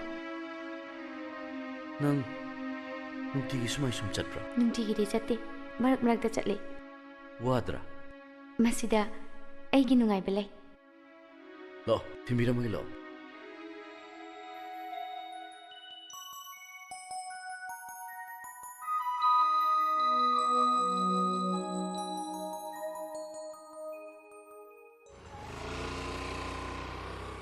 ꯍꯩꯃꯥ ꯌꯥꯝ ꯊꯥꯖꯗꯦ ꯆꯪꯉꯛꯑꯣ ꯑꯌꯤꯡꯕꯤ ꯑꯩ ꯅꯣꯏꯗ ꯂꯥꯛꯀꯦ ꯈꯟꯕꯁꯦ ꯀꯨꯏꯔꯕ ꯑꯗ ꯏꯁꯥꯁꯦ ꯏꯉꯝ ꯉꯝꯗꯕꯒ ꯀꯩꯒ ꯐꯔꯛ ꯍꯦꯛꯇ ꯇꯥꯕ ꯑꯌꯤꯡꯕꯤ ꯅꯪꯕꯨ ꯅꯁꯥꯒ ꯉꯝꯗꯕꯔꯣ ꯅꯃꯤꯠ ꯅꯃꯥꯏꯒ ꯏꯃꯛ ꯃꯛꯁꯜꯂꯤꯗꯨꯕꯣ ꯑꯩ ꯀꯩꯁꯨ ꯇꯧꯗꯦꯗ ꯑꯩ ꯅꯪꯒ ꯎꯅꯅꯤꯡꯗꯨꯅ ꯂꯥꯛꯏꯅꯦ ꯑꯩꯁꯨ ꯅꯪ ꯂꯨꯍꯣꯡꯒꯅꯤ ꯍꯥꯏꯕ ꯇꯥꯔꯕꯅꯦ ꯅꯣꯡꯃꯇ ꯂꯥꯛꯀꯦ ꯈꯟꯕ ꯀꯨꯏꯔꯕꯅꯤ ꯑꯗꯣ ꯍꯛꯆꯥꯡꯁꯦ ꯏꯅꯨꯡ ꯅꯨꯡꯉꯥꯏꯇꯗꯅ ꯂꯩꯔꯕꯅꯤ ꯑꯩ ꯂꯨꯍꯣꯡꯒꯗꯧꯔꯦ ꯃꯁꯤꯗꯒꯤ ꯍꯦꯟꯅ ꯅꯨꯡꯉꯥꯏꯕ ꯑꯅꯧꯕ ꯄꯥꯎ ꯑꯃ ꯅꯪ ꯇꯥꯔꯕ꯭ꯔꯥ? ꯇꯥꯗ꯭ꯔꯤ ꯀꯔꯤ ꯑꯅꯧꯕ ꯄꯥꯎꯅꯣ? ꯑꯩ ꯃꯗꯨ ꯇꯝꯒꯦꯅ ꯂꯥꯛꯏꯅꯦ ꯇꯝꯃꯣ ꯑꯩ ꯌꯥꯝ ꯇꯥꯅꯤꯡꯉꯦ ꯑꯁꯪꯕꯤ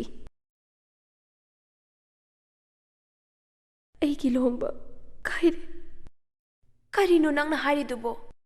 ꯑꯆꯨꯝꯕꯅꯦ ꯑꯁꯪꯕꯤ ꯑꯩ ꯑꯃꯨꯛ ꯅꯉꯣꯟꯗ ꯂꯣꯠꯂꯔꯣꯏ ꯃꯥ ꯑꯩ ꯁꯥꯎꯅꯕꯗꯒꯤ ꯕ꯭ꯂꯗ ꯇꯦꯁ ꯇꯧꯔꯨꯕꯗ ꯑꯩ ꯄꯣꯖꯤꯇꯤꯚ ꯑꯣꯏꯔꯝꯂꯦ ꯑꯩ ꯀꯔꯤ ꯑꯁꯪꯕꯤ ꯑꯩ ꯈꯟꯐꯝ ꯈꯪꯗꯦ ꯑꯩ ꯉꯥꯎꯔꯦ ꯑꯩꯉꯣꯟꯗ ꯃꯇꯧ ꯀꯔꯝꯅ ꯃꯍꯤꯛ ꯑꯗꯣ ꯆꯪꯂꯝꯂꯤꯕꯅꯣ ꯑꯩ ꯍꯧꯖꯤꯛꯇꯤ ꯑꯩꯒꯤꯅꯦ ꯍꯥꯏꯕꯗ ꯃꯤꯅꯣꯛ ꯃꯩꯆꯥ ꯅꯠꯇꯅ ꯀꯅꯥꯁꯨ ꯂꯩꯇꯦ ꯑꯩ ꯂꯣꯏꯔꯕꯅꯦ ꯑꯁꯪꯕꯤ ꯑꯩ ꯂꯣꯏꯔꯕꯅꯦ ꯑꯌꯤꯡꯕꯤ ꯅꯪ ꯇꯁꯦꯡꯅ ꯀꯟꯐꯥꯔꯝ ꯇꯧꯔꯦꯀꯣ? ꯑꯁꯦꯡꯕꯅꯦ ꯑꯁꯦꯡꯕ ꯔꯤꯖꯜ ꯐꯪꯂꯦ ꯑꯁꯪꯕꯤ ꯑꯩ ꯉꯁꯤꯗꯤ ꯅꯉꯣꯟꯗ ꯋꯥ ꯑꯃꯈꯛꯇ ꯍꯪꯒꯦꯀꯣ ꯅꯪ ꯂꯥꯟꯅ ꯈꯟꯒꯅꯨꯀꯣ ꯍꯪꯉꯨ ꯅꯪꯅ ꯍꯪꯅꯤꯡꯕ ꯃꯈꯩ ꯅꯪ ꯅꯣꯡꯃꯇ ꯅꯁꯥꯗꯣ ꯈꯤꯡ ꯂꯥꯎꯗꯅ ꯉꯝꯗꯦꯅ ꯂꯩꯔꯤꯗꯨꯕꯨ ꯅꯪ ꯀꯔꯤ ꯑꯣꯏꯅ ꯉꯝꯗꯕꯅꯣ? ꯑꯩ ꯄꯨꯝꯅꯃꯛ ꯈꯪꯏ ꯑꯌꯤꯡꯕꯤ ꯑꯩ ꯌꯥꯝ ꯅꯨꯡꯉꯥꯏꯇꯦ ꯀꯩꯅꯣ ꯅꯪ ꯍꯥꯏꯗꯨꯕꯣ? ꯉꯁꯤ ꯐꯥꯎꯕꯗ ꯑꯩ ꯃꯤꯉꯣꯟꯗꯒꯤ ꯏ ꯀꯥꯞꯈꯤꯕꯁꯨ ꯂꯩꯇꯦ ꯀꯅꯥꯃꯠꯇꯒ ꯅꯠꯇꯕ ꯃꯔꯤ ꯂꯩꯅꯈꯤꯕꯁꯨ ꯂꯩꯇꯦ ꯑꯗꯨꯒ ꯃꯇꯧ ꯀꯔꯝꯅ ꯑꯩ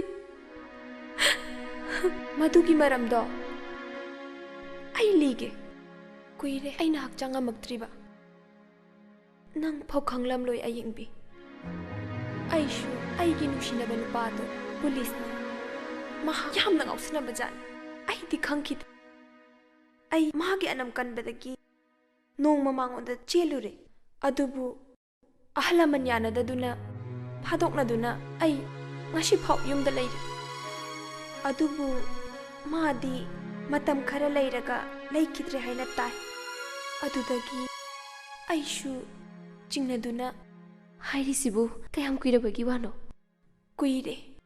ꯀꯣꯂꯦꯖ ꯀꯥꯗ꯭ꯔꯤꯉꯩ ꯏꯕꯥꯅꯤ ꯊꯦꯡꯅꯗ꯭ꯔꯤꯉꯩꯒꯤ ꯋꯥꯔꯤꯅꯤ ꯑꯗꯨꯒ ꯑꯩꯅ ꯃꯇꯧ ꯀꯔꯝꯅ ꯑꯩꯅ ꯆꯤꯡꯅꯕꯁꯨ ꯀꯨꯏꯔꯕꯅꯤ ꯅꯪ ꯅꯤꯡꯁꯤꯡꯂꯤꯕ꯭ꯔꯥ ꯅꯣꯡꯃ ꯂꯝꯕꯤꯗ ꯅꯤꯡꯁꯤꯡꯂꯤꯕ꯭ꯔꯥ ꯑꯁ ꯈꯔ ꯀꯟꯅ ꯊꯧꯒꯠꯂꯣꯃꯤ ꯍꯣꯏꯕ ꯑꯗꯣ ꯉꯁꯤꯒꯤ ꯁꯤꯅꯦꯃꯥꯗꯣ ꯅꯨꯡꯗꯤ ꯅꯨꯡꯉꯥꯏꯀꯣ ꯑꯁ ꯌꯥꯝ ꯊꯦꯡꯉꯦ ꯑꯩꯗꯤ ꯌꯥꯝ ꯄꯥꯈꯠꯂꯦ ꯈꯔ ꯀꯟꯅ ꯊꯧꯕ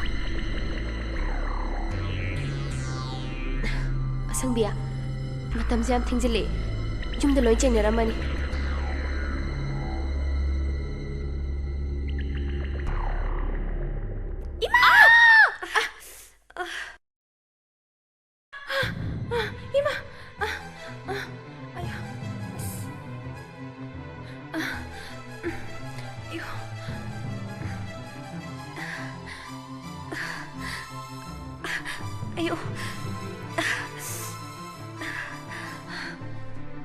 नुमित्तुदा ꯑꯩꯒꯤ ꯑꯁꯣꯛꯄꯗ ꯇꯩꯊꯣꯛꯄ ꯔꯨꯃꯥꯜꯗꯨꯅ ꯅꯪꯒꯤ ꯑꯁꯣꯛꯄꯗꯁꯨ ꯇꯩꯊꯣꯛꯈꯤ ꯃꯗꯨꯗꯒꯤ ꯁꯣꯏꯗꯅ ꯑꯣꯏꯒꯅꯤ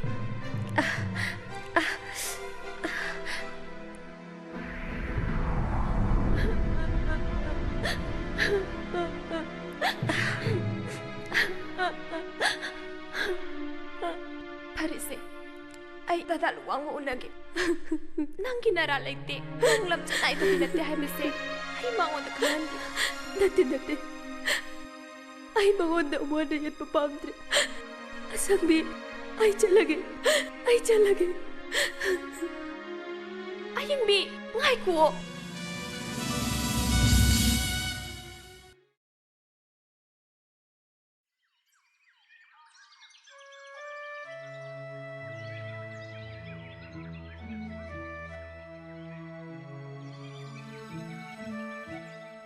ꯌꯦꯡꯉꯨ ꯂꯩꯕꯥꯛ ꯂꯩ ꯁ꯭ꯋꯥꯏꯗꯒꯤ ꯌꯦꯡꯕꯗ ꯏꯝꯐꯥꯜ ꯁꯍꯔꯁꯤ ꯌꯥꯝ ꯐꯖꯗ꯭ꯔꯥ ꯁ꯭ꯋꯥꯏꯗꯒꯤ ꯌꯦꯡꯕꯗ ꯏꯝꯐꯥꯜ ꯁꯍꯔꯒꯤ ꯃꯐꯝꯁꯤꯡꯁꯤ ꯁꯤꯟꯕ ꯊꯨꯡꯅ ꯎꯕ ꯐꯪꯒꯗꯕꯅ ꯃꯐꯝꯁꯤꯗ ꯇꯨꯔꯤꯁꯣꯝ ꯑꯃ ꯁꯦꯝꯒꯠꯄ ꯌꯥꯒꯅꯤꯀꯣ ꯌꯥꯒꯅꯤ ꯑꯗꯨꯕꯨ ꯀꯩꯗꯧꯔꯕ ꯀꯩꯗꯧꯉꯩ ꯃꯪ ꯐꯥꯎꯅꯒꯗꯒꯦ ꯑꯩꯅ ꯃꯟꯇ꯭ꯔꯤ ꯅꯠꯇ꯭ꯔꯒ ꯁꯤಎꯝꯒꯨꯝꯕ ꯑꯣꯏꯔꯀꯥꯟꯗ ꯑꯩꯅ ꯍꯤꯡꯂꯤꯉꯩꯗ ꯎꯕ ꯐꯪꯅꯕ ꯃꯟꯇ꯭ꯔꯤꯗꯣ ꯑꯣꯏꯕꯤꯔꯣ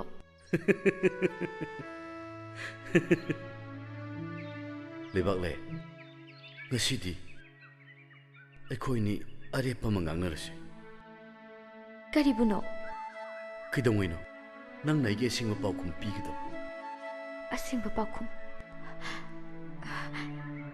ꯗꯗꯥ ꯑꯩꯁꯦ ꯅꯆꯜ ꯑꯃꯅꯤ ꯍꯥꯏꯅ ꯈꯟꯕꯤꯕ ꯉꯝꯗꯕ꯭ꯔꯥ ꯉꯝꯗꯦ ꯑꯩꯉꯣꯟꯗ ꯐꯥꯎꯔꯤꯕ ꯅꯪꯒꯤ ꯅꯨꯡꯁꯤꯕꯁꯦ ꯏꯆꯟꯒꯨꯝ ꯏꯆꯦꯒꯨꯝ ꯅꯨꯡꯁꯤꯕꯗꯨ ꯅꯠꯇꯦ ꯍꯥꯏꯕꯤꯌꯨ ꯀꯔꯝꯕ ꯃꯈꯜꯒꯤ ꯅꯨꯡꯁꯤꯕꯅꯣ ꯄꯨꯡꯇꯣꯞ ꯇꯣꯞꯄꯦ ꯄꯨꯡꯍꯦꯟ ꯍꯦꯜꯂꯦ ꯅꯪꯕꯨ ꯄꯨꯟꯁꯤꯒꯤ ꯑꯣꯏꯔꯒꯦ ꯍꯥꯏꯗꯨ ꯑꯩ ꯂꯦꯞꯂꯦ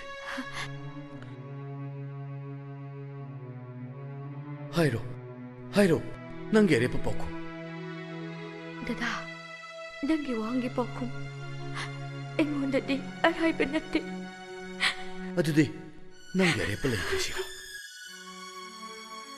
ꯑꯗꯨꯒꯤ ꯑꯣꯏꯔꯗꯤ ꯀꯩꯁꯨ ꯀꯥꯏꯗꯦ ꯅꯠꯇꯦ ꯑꯗꯨꯒꯤꯁꯨ ꯅꯠꯇꯦ ꯑꯗꯨꯗꯤ ꯍꯥꯏꯌꯨ ꯑꯁꯦꯡꯕꯗꯣ ꯍꯥꯏꯌꯨ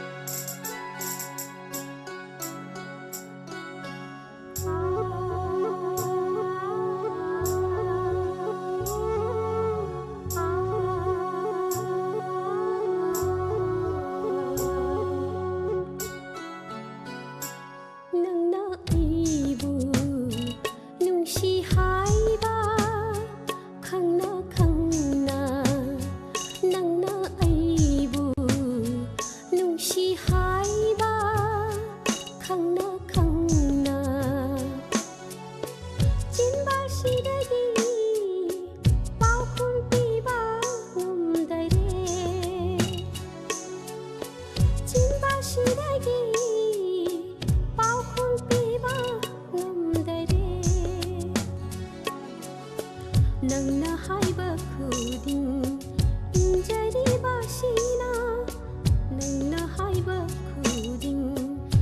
ꯉꯥꯎꯖꯔꯤꯕꯁꯤꯅ ꯅꯪꯕꯨ ꯅꯨꯡꯁꯤ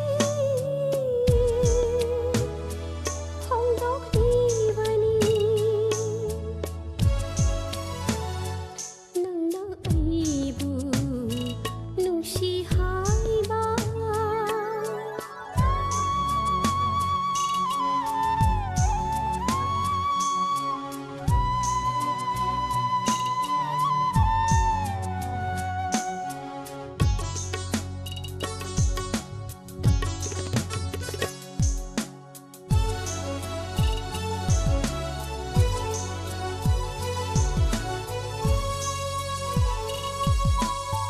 ꯉꯥꯎꯖꯔꯤꯕꯅꯤ ꯅꯪꯒꯤ ꯅꯇꯧ ꯈꯨꯗꯤꯡ ꯊꯋꯥꯏꯅ ꯄꯥꯝꯖꯕꯁꯨ ꯅꯪꯒꯤ ꯄꯨꯟꯁꯤꯅꯤ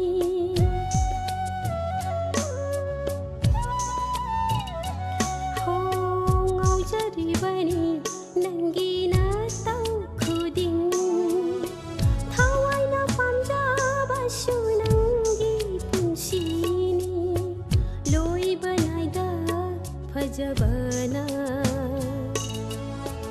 ꯅꯪꯒꯤ ꯊꯃꯣꯏꯒꯤ ꯃꯃꯤꯅꯤ ꯂꯣꯏꯕ ꯅꯥꯏꯗ ꯐꯖꯕꯅ ꯅꯪꯒꯤ ꯊꯃꯣꯏꯒꯤ ꯃꯃꯤꯅꯤ ꯅꯪꯅ ꯑꯩꯕꯨ ꯅꯨꯡꯁꯤ ꯍꯥꯏꯕ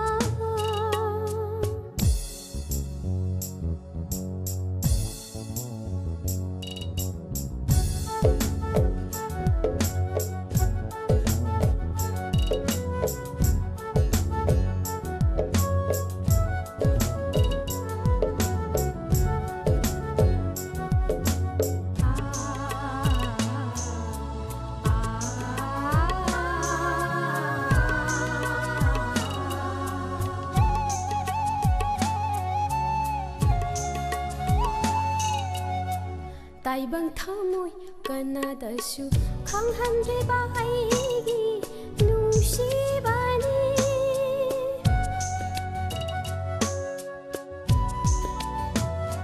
ꯍꯣ ꯇꯥꯏꯕꯪ ꯊꯃꯣꯏ ꯀꯅꯥꯗꯁꯨ ꯈꯪꯍꯟꯗ꯭ꯔꯤꯕ ꯑꯩꯒꯤ ꯅꯨꯡꯁꯤꯕꯅꯤ ꯈꯦꯟꯅꯕꯒꯤ ꯄꯨꯟꯁꯤꯁꯤꯅ ꯄꯜꯂꯟꯖꯕ ꯈꯦꯟꯅꯕꯒꯤ ꯄꯨꯟꯁꯤꯁꯤꯅ ꯄꯜꯂꯟꯖꯕ ꯉꯝꯗꯔꯦ ꯊꯃꯣꯏꯒꯤ ꯋꯥ ꯅꯪꯅ ꯑꯩꯕు ꯅꯨꯡꯁꯤ ꯍꯥꯏꯕ ꯈꯪꯅ ꯈꯪꯅ ꯅꯪꯅ ꯑꯩꯕు ꯅꯨꯡꯁꯤ ꯍꯥꯏꯕ ꯈꯪꯅ ꯈꯪꯅ ꯆꯤꯟꯕꯁꯤꯗꯒꯤ ꯄꯥꯎꯈꯨꯝ ꯄꯤꯕ ꯉꯝꯗꯔꯦ ꯆꯤꯟꯕꯁꯤꯗꯒꯤ ꯄꯥꯎꯈꯨꯝ ꯄꯤꯕ ꯉꯝꯗꯔꯦ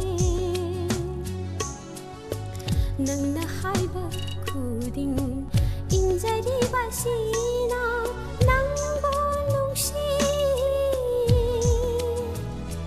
ꯐꯣꯡꯗꯣꯛꯂꯤꯕꯅꯤ ꯅꯪꯅ ꯑꯩꯕꯨ ꯅꯨꯡꯁꯤ ꯍꯥꯏꯕ ꯅꯪꯅ ꯑꯩꯕꯨ ꯅꯨꯡꯁꯤ ꯍꯥꯏꯕ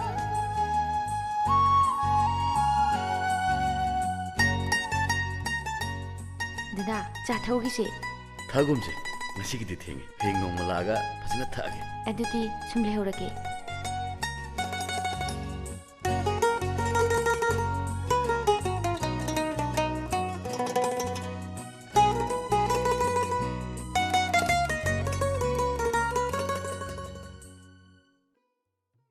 ꯃꯌꯥꯝ ꯌꯧꯕꯤꯔꯛꯑꯦꯗꯅ ꯁꯣꯝꯗ ꯂꯦꯡꯈꯠꯄꯤꯔꯛꯎ ꯌꯥꯅꯤ ꯌꯥꯅꯤ ꯌꯥꯅꯤ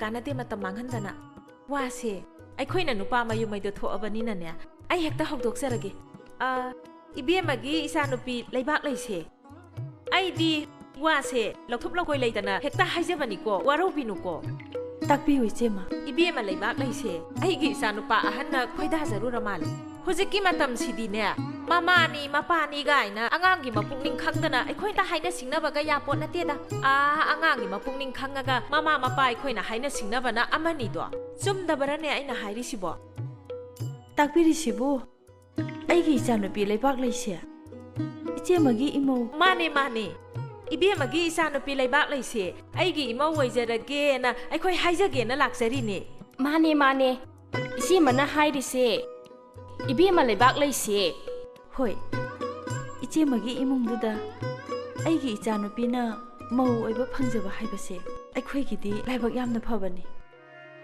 ꯑꯗꯨꯗ ꯏꯆꯥꯅꯨꯄꯤꯒꯤ ꯃꯋꯥ ꯑꯃꯇꯪꯗꯤ ꯍꯪꯖꯈꯤꯒꯦ ꯑꯗꯨꯒ ꯃꯈꯥ ꯇꯥꯕ ꯑꯃꯨꯛ ꯈꯟꯅꯅꯕ ꯇꯥꯛꯄꯤꯔꯤꯕꯗꯣ ꯑꯉꯥꯡ ꯃꯁꯥꯒꯤ ꯋꯥ ꯑꯃ ꯇꯥꯊꯣꯛꯄ ꯐꯩꯗ ꯑꯗꯨꯒ ꯌꯥꯁꯨ ꯌꯥꯔꯛꯀꯅꯤꯗ ꯑꯩꯅ ꯁꯨꯝ ꯇꯥꯖꯕꯗ ꯏꯕꯦꯝꯃ ꯂꯩꯕꯥꯛ ꯂꯩꯒ ꯑꯩꯈꯣꯏ ꯅꯣꯡꯊꯣꯟꯒꯁꯦ ꯈꯪꯅ ꯆꯥꯟꯅꯖ ꯃꯥꯅꯦ ꯑꯃꯕꯨ ꯑꯣꯏꯔꯕꯁꯨ ꯑꯩ ꯑꯉꯥꯡꯒꯤ ꯃꯋꯥ ꯑꯃꯇꯪꯗꯤ ꯇꯥꯖꯈꯤꯒꯦ ꯍꯩꯃꯥ ꯏꯕꯦꯝꯃꯗꯨꯕꯨ ꯉꯁꯤꯗꯤ ꯃꯋꯥ ꯃꯈꯣꯟꯒ ꯑꯃꯠꯇ ꯍꯦꯛ ꯇꯥꯗꯦꯗ ꯃꯥ ꯊꯕꯛ ꯑꯃ ꯆꯠꯈ꯭रिꯌꯦ ꯍꯜꯂꯛꯑꯅꯤ ꯍꯥꯏꯁꯨ ꯍꯥꯏꯃꯤ ꯍꯧꯖꯤꯛꯀꯤ ꯃꯇꯝꯁꯤꯗꯤꯅꯦ ꯃꯍꯧꯁꯥꯒ ꯃꯥꯟꯅꯗ꯭ꯔꯦ ꯑꯗꯨꯅꯅꯦ ꯑꯉꯥꯡꯁꯤꯡꯒꯤ ꯃꯋꯥ ꯇꯥꯊꯣꯛꯄ ꯍꯥꯏꯕꯁꯦ ꯌꯥꯝ ꯐꯩ ꯑꯗꯨꯒꯅꯦ ꯊꯥꯒꯠꯄꯒꯤ ꯋꯥꯗꯤ ꯅꯠꯇꯦꯀꯣ ꯑꯩꯈꯣꯏ ꯅꯣꯡꯊꯣꯟꯁꯤꯗꯤꯅꯦ ꯐꯈ꯭ꯔꯖꯥꯠꯅꯤ ꯊꯕꯛꯁꯨ ꯇꯧꯖꯔꯦ ꯃꯁꯛꯀꯁꯨ ꯐꯖꯈ꯭ꯔ ꯄꯣꯠꯅꯤ ꯑꯃꯕꯨ ꯑꯣꯏꯔꯕꯁꯨ ꯑꯩ ꯑꯉꯥꯡꯒꯤ ꯃꯋꯥ ꯑꯃꯇꯪꯗꯤ ꯇꯥꯖꯈꯤꯒꯦ ꯋꯥꯔꯤ ꯁꯥꯔꯤꯉꯩꯗ ꯀꯥꯎꯕꯨ ꯀꯥꯎꯏ ꯏꯕꯦꯝꯃꯒꯤ ꯆꯥꯅꯕ ꯀꯩꯅꯣ ꯈꯔ ꯄꯨꯔꯛꯄꯅꯤ ꯑꯣꯟꯊꯣꯛ ꯌꯥꯝꯅ ꯄꯨꯕꯤꯔꯛꯑꯦꯗꯀꯣ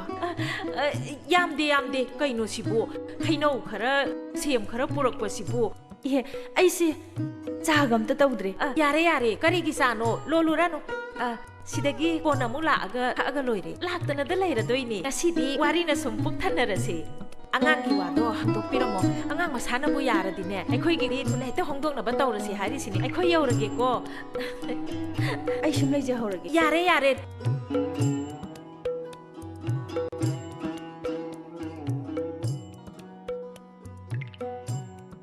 이마, 그나 라암게 까이디노 짜볼 매암시보. 다다 농촌기 이마 회 라암이. 까리기 라암바. 까리 하라미노. 낭부 마마 왜기 하라미. 까리기노. 낭나 마부 시용나 장신 mga malaiba. Bema. 낭 미기 마짜도기 punsikallo. 낭 망원다기 laptop. 이마. ꯑꯩ ꯂꯣꯏꯅ ꯈꯪꯉꯤ ꯃꯥꯅꯗꯤ ꯑꯩꯁꯦ ꯀꯅꯥꯅꯣ ꯍꯥꯏꯕ ꯈꯪꯂꯝꯂꯣꯏ ꯑꯩ ꯃꯥꯒꯤ ꯃꯐꯝꯗ ꯑꯁꯦꯡꯕꯁꯦ ꯈꯪꯍꯟꯈ꯭ꯔꯒꯦ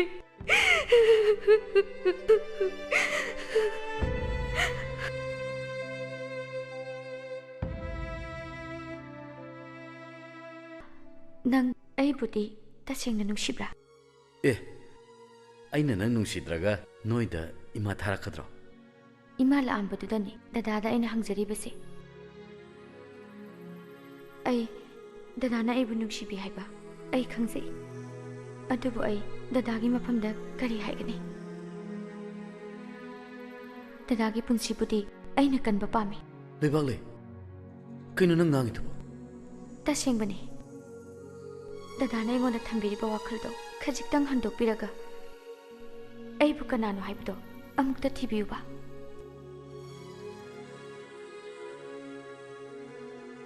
ꯂꯩꯕꯥꯛꯂꯩ, ꯅꯪꯁꯤꯕꯨ ꯑꯌꯨꯛ ꯅꯨꯡꯊꯤꯟꯗꯅ ꯅꯪ ꯑꯗꯨꯝ ꯑꯣꯏꯔꯒ ꯅꯨꯡꯗꯥꯡꯗꯅ ꯅꯌꯥꯒꯗꯣ ꯃꯆꯤꯒ ꯁꯥꯡꯗꯣꯛꯇꯅ ꯇꯝꯅꯔꯥꯏ ꯚꯨꯠ ꯍꯤꯡꯆꯥꯕꯤꯒꯥꯏꯗꯣ ꯑꯣꯟꯕ꯭ꯔꯥ ꯃꯤ? ꯇꯝꯅꯔꯥꯏ ꯑꯣꯟꯒꯦꯔꯥ ꯚꯨꯠ ꯑꯣꯟꯒꯦꯔꯥ ꯍꯤꯡꯆꯥꯕꯤ ꯑꯣꯟꯒꯦꯔꯥ ꯑꯩꯗꯤ ꯁꯨꯛꯍꯣꯡ ꯍꯦꯛ ꯍꯣꯡꯉꯔꯣꯏ. ꯂꯩꯕꯥꯛꯂꯩ, ꯅꯪ ꯁꯦꯡꯅ ꯍꯥꯏꯌꯨ. ꯅꯪꯒꯤ ꯑꯔꯦꯞꯄ ꯑꯃ ꯂꯩꯈ꯭ꯔꯕ꯭ꯔꯥ? ꯑꯩꯗꯤ ꯅꯨꯄꯤꯕꯨ ꯌꯥꯝꯅ ꯏꯀꯥꯏ ꯈꯨꯝꯅꯖꯩ. ꯅꯪꯒꯤ ꯃꯥꯌꯣꯛꯇ ꯑꯩ ꯀꯩꯗꯧꯅꯨꯡꯗꯁꯨ ꯂꯦꯞꯄꯣꯏ.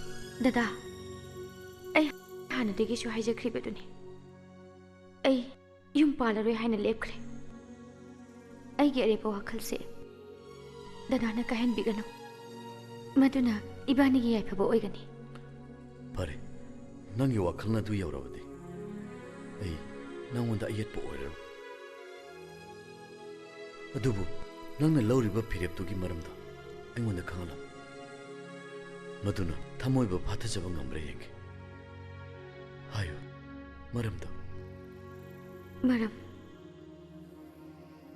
दादा ऐशु कुइरे मरम से दादा दा सिंदोके खनबा अदुबु की टुकच्चरबा ऐगी वारी से इचिलसिना दादा की मफमदा पनबा ngamlaroi खंदुना ऐ इखुचिना थौदो पुंबा वारी पुंबा अमता चिथदना इरगा पिजेबने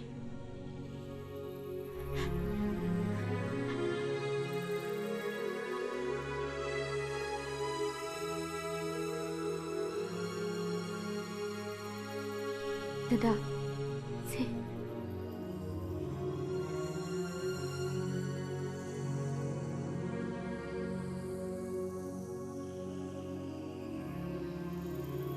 दादा ऐ चलके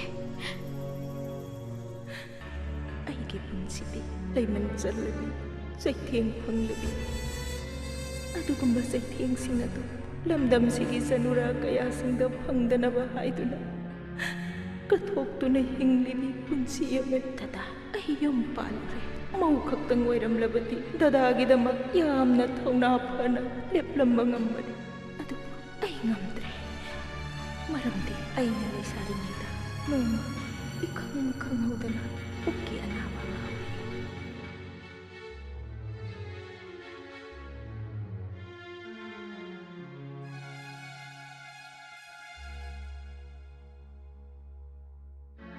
Bema ngasai hidak kapakpado khara potharabro nangbo hoi ma khara di phaba male ado amuk tinare hidak singji charaga ne fajarani da Bema yengoi ima wa haige nang ima da hangoi ganu ko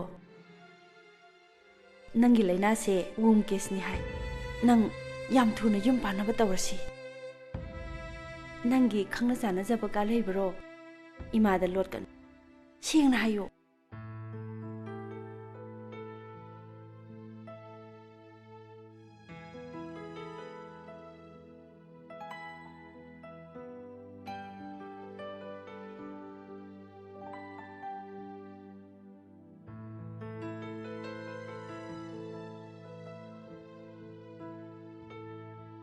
Hello, ऐसे इमा का doctor चलो बने बा यार गति अंग तो थोलो बा आई न हजरी बसे आई की कंडीशन याद बनने आई मधु पुनमक दादा ने सला आकान है सके चाहिए अन्यम है बा अदुदी दादा यार गति अंग तो थोलो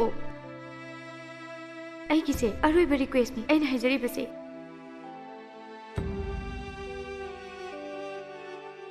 फरे अदुदी दादाना थोलकपा मतमददी ऐगी फिबम सिदा लेरमरोय फरे आई थमगे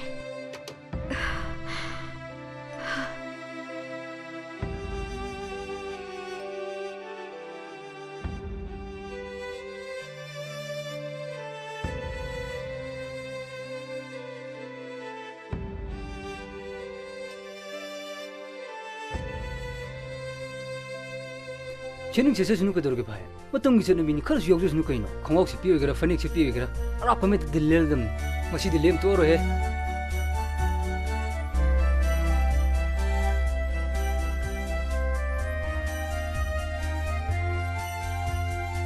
Hi hello nungsibe kai duno ai jatung ila ke dana sorbo sokinu da akoi mupsing je phatabne ai diam phajane wam ta jauge kaino kai chitino 진짜는 미야가들어 이만에 비기임도 자켓다우니 가이 저토이노 썸썸도 좀 진짜는 게 해보니 영어로 오러브라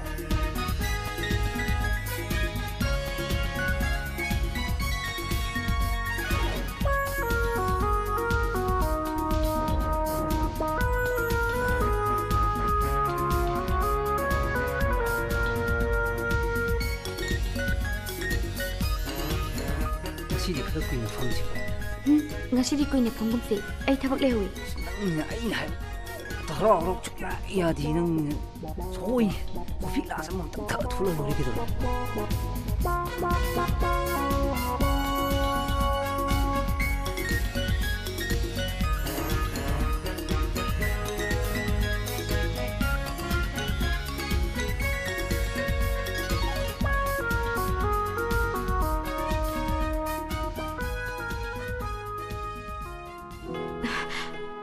लेबाकले नंसिंग असिदि ओंथोंना फजरख्रेदा आइदि नांगै नंजे सुमाइना फजरमनि से सुकन खलुदि अहोय बगिरो थाजरुदबा कयाना अहोय बु ओरक्लबदा ngasidi ai nanakta lakle nangi ori pumnamak nafamda sinalabani ngasidi nang aigi oirabani nanthokpa sukya yararoi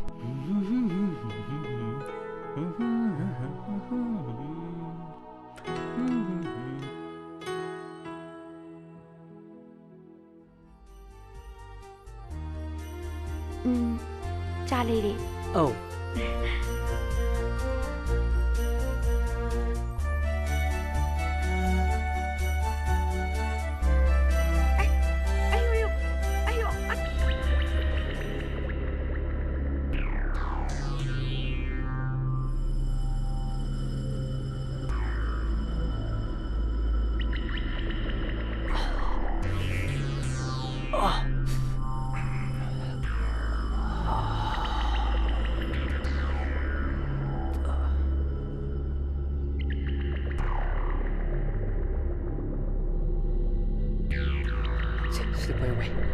Sipayo.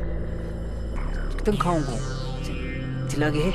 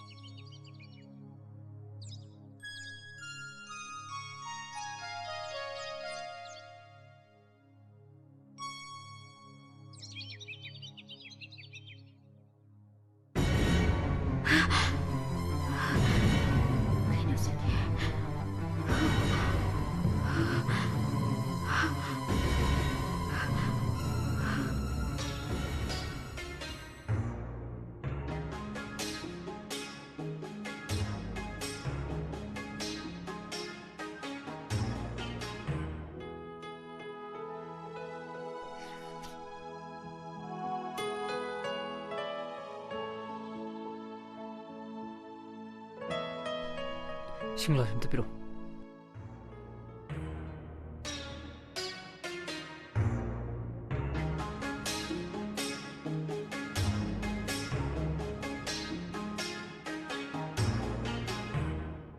Ising lere. Uam ta hangina. Kaino?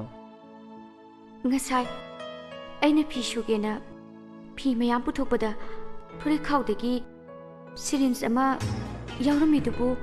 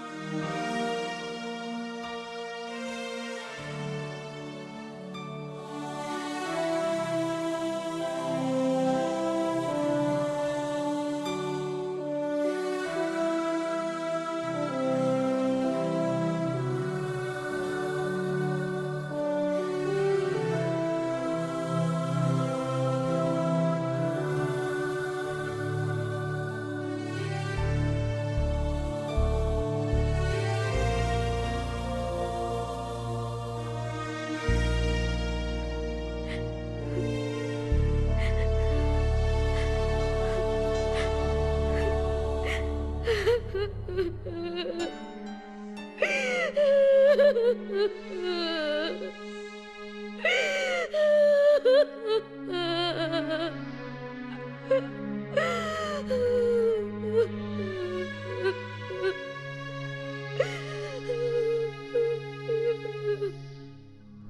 ꯂꯩ ꯃꯁꯥ ꯈꯪꯍꯧꯗꯅ HIV AIDS ꯄꯛꯂꯕꯁꯤꯡꯁꯦ ꯑꯍꯥꯟꯕ ꯈꯪꯉꯛꯄ ꯃꯤꯀꯨꯞꯇ ꯃꯈꯣꯏ ꯊꯋꯥꯏ ꯌꯥꯝꯅ ꯋꯥꯏ ꯃꯗꯨꯗꯒꯤ ꯍꯦꯟꯗꯣꯛꯇꯨꯅ ꯍꯤꯡꯂꯨꯕꯒꯤ ꯀꯥꯟꯅꯗ꯭ꯔꯦ ꯍꯥꯏꯗꯨꯅ ꯈꯜꯂꯛꯄ ꯃꯤꯀꯨꯞ ꯐꯥꯎꯕ ꯃꯈꯣꯏ ꯇꯠꯇꯅ ꯌꯥꯎꯔꯤꯕꯅꯤ ꯑꯗꯨꯕꯨ ꯃꯇꯥꯡ ꯑꯁꯤꯗ ꯑꯩꯅ ꯍꯥꯏꯕꯗꯤ ꯑꯩꯅ ꯗꯣꯛꯇꯔ ꯑꯃ ꯑꯣꯏꯅ ꯍꯥꯏꯅꯤꯡꯕꯗꯤ HIV ꯄꯣꯖꯤꯇꯤꯚ ꯑꯣꯏꯔꯦ ꯍꯥꯏꯗꯨꯅ ꯑꯩꯈꯣꯏ ꯄꯨꯛꯅꯤꯡ ꯌꯥꯝꯅ ꯍꯟꯊꯒꯗꯕ ꯅꯠꯇꯦ ꯉꯁꯤ ꯐꯥꯎꯕꯗ HIV ꯃꯄꯨꯡ ꯐꯥꯅ ꯂꯥꯌꯦꯡꯕ ꯉꯝꯅꯕ ꯍꯤꯗꯥꯛ ꯄꯨꯊꯣꯔꯛꯇ꯭ꯔꯕꯁꯨ ꯑꯩꯈꯣꯏ ꯅꯤꯡꯕ ꯊꯨꯡꯅ ꯄꯨꯟꯁꯤ ꯁꯥꯡꯅ ꯍꯤꯡꯅꯕꯒꯤ ꯄꯥꯝꯕꯩ ꯀꯌꯥꯃꯨꯛ ꯂꯩꯔꯤ ꯑꯗꯨꯅ ꯑꯩ ꯋꯥꯐꯝ ꯈꯔ ꯅꯉꯣꯟꯗ ꯍꯥꯏꯒꯦ ꯅꯪ ꯃꯨꯟꯅ ꯇꯥꯎꯀꯣ HIV ꯃꯍꯤꯛꯅ ꯍꯛꯆꯥꯡꯗ ꯍꯦꯛ ꯆꯪꯈꯤꯕꯒ ꯆꯍꯤ 5-10ꯒꯤ ꯃꯅꯨꯡꯗ ꯍꯦꯛꯇ ꯁꯤꯒꯗꯕ ꯅꯠꯇꯦꯅꯦ ꯑꯍꯥꯟꯕꯗ HIV ꯑꯃꯁꯨꯡ AIDS ꯑꯁꯦ ꯀꯔꯤꯅꯣ ꯍꯥꯏꯕꯁꯤ ꯑꯩ ꯍꯥꯟꯅ ꯍꯥꯏꯒꯦ HIV ꯍꯥꯏꯕꯒꯤ ꯑꯁꯥꯡꯕꯗꯤ ꯍ꯭ꯌꯨꯃꯦꯟ ꯏꯝꯃ꯭ꯌꯨꯅꯣ ꯗꯤꯐꯤꯁꯤꯌꯦꯟꯁꯤ ꯚꯥꯏꯔꯁ ꯍꯥꯏꯕꯅꯤ ꯍꯥꯏꯔꯤꯕ ꯚꯥꯏꯔꯁ ꯑꯁꯤꯅ ꯍꯛꯆꯥꯡꯒꯤ ꯏꯗ ꯆꯪꯈ꯭ꯔꯒ ꯑꯩꯈꯣꯏꯒꯤ ꯂꯩꯅꯥ ꯇꯤꯟꯅꯥ ꯀꯌꯥꯗꯒꯤ ꯉꯥꯛꯊꯣꯛꯆꯅꯕ ꯏꯝꯃ꯭ꯌꯨꯟ ꯁꯤꯁꯇꯦꯝ ꯅꯠꯇ꯭ꯔꯒ WBC ꯑꯁꯦ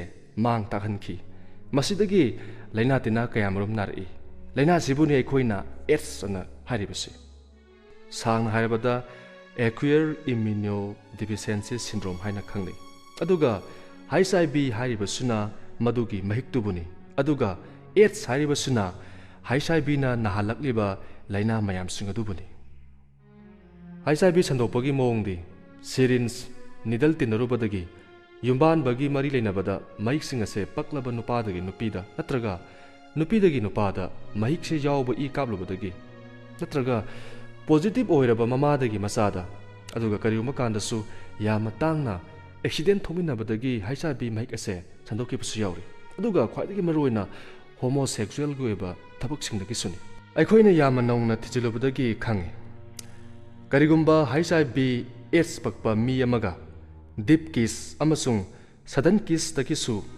हाइसाबी असे संतोकपा ngami मसिदगी थिंगनबो उपायदि सिरिंज केदोंगोइदसु पुलुदबनी टेस्ट तौदब ई कापोइदबनी नुपा अमसुंग नुपी सिंगना अमन अमबु मसक मुन्ना खंगनद्रिंगै युम्बानबगी मरि सुक्लै लेनोइदबनी इवन किस फाव तौदबन फै हानदि हाइजाबी महिक असे ड्रग काप मसेल संदोकनरमदगी हौजिक्ति यामना किनिंगाई ओइना युम पालब नुपा सिंगना कमर्शियल सेक्स वर्कर्स सिंग लोइनरुबदगी महिक असे पलक्तुना युमगी मरा लेजत्रबी नुपी कयादा महिक सिंग असे संदोरपगी मसिंग असे असुम मसुम हेंगलकली अदुगा पाखंग लेसाबी सिंगसु अमन अमदा संदोपगी चांग असे असुम मसुम हेंगलकली मरम असिना हौजिक्ति मिपुम खुदिमक हाइजाबी हाइबसि करिनो खंगदबा याद्रे नत्रगदि नहा कुंबी मरा लेजत्रबी कया सिखिल हौदबा मिकुप अमदा पुंची सुप सैथिंग फंगदोरिबनी नसी पिकलबा मी लाख कुनमारोम दमक लेबा मणिपुर सिदा मी लाख अमगा मखाई ब्लड टेस्ट तौबदा मियोय लिसिंग कुनमारोम पॉजिटिव ओइरे अदुना मसिबु यामा थुना मखा ताना संदोक्तनबा होना हौद्रबदी मणिपुर दा ख्वाइदगी खुदोंग थिबा प्रॉब्लम अमा हाइबदो ओइरकदौरिबनी हाइसाबी अहोब स्टेजदगी खंगहोरबदी अफबा चिंजाक चादुना साजेल निंथिना तौदुना चही 15 गे मथक्ता एड्स स्टेज यहोंदबा यारे मसिगी मतुंगदा एड्स स्टेज यरोक्लबसु मतमदुदसु ART हाइबदी एंटी रिट्रोवायरल थेरापी की हिदाकसिंग चादुना मतम सांगना हिंगबा यारे मरमसिना नाक नसागे खल्लगा हौरक्लिबा जाति असिगिदमा खल्लगा हिंखिगदबनी हेना कुपथना खंगे हारगना हेक नंगना मनाक नपदा लैबा हॉस्पिटल खंगदे NGO खंगदे अमद हेक्ता चलो डॉक्टर ना आइबु अनबु मपोक अमा पोकपिबगिदमक डॉक्टर बु थागतचरी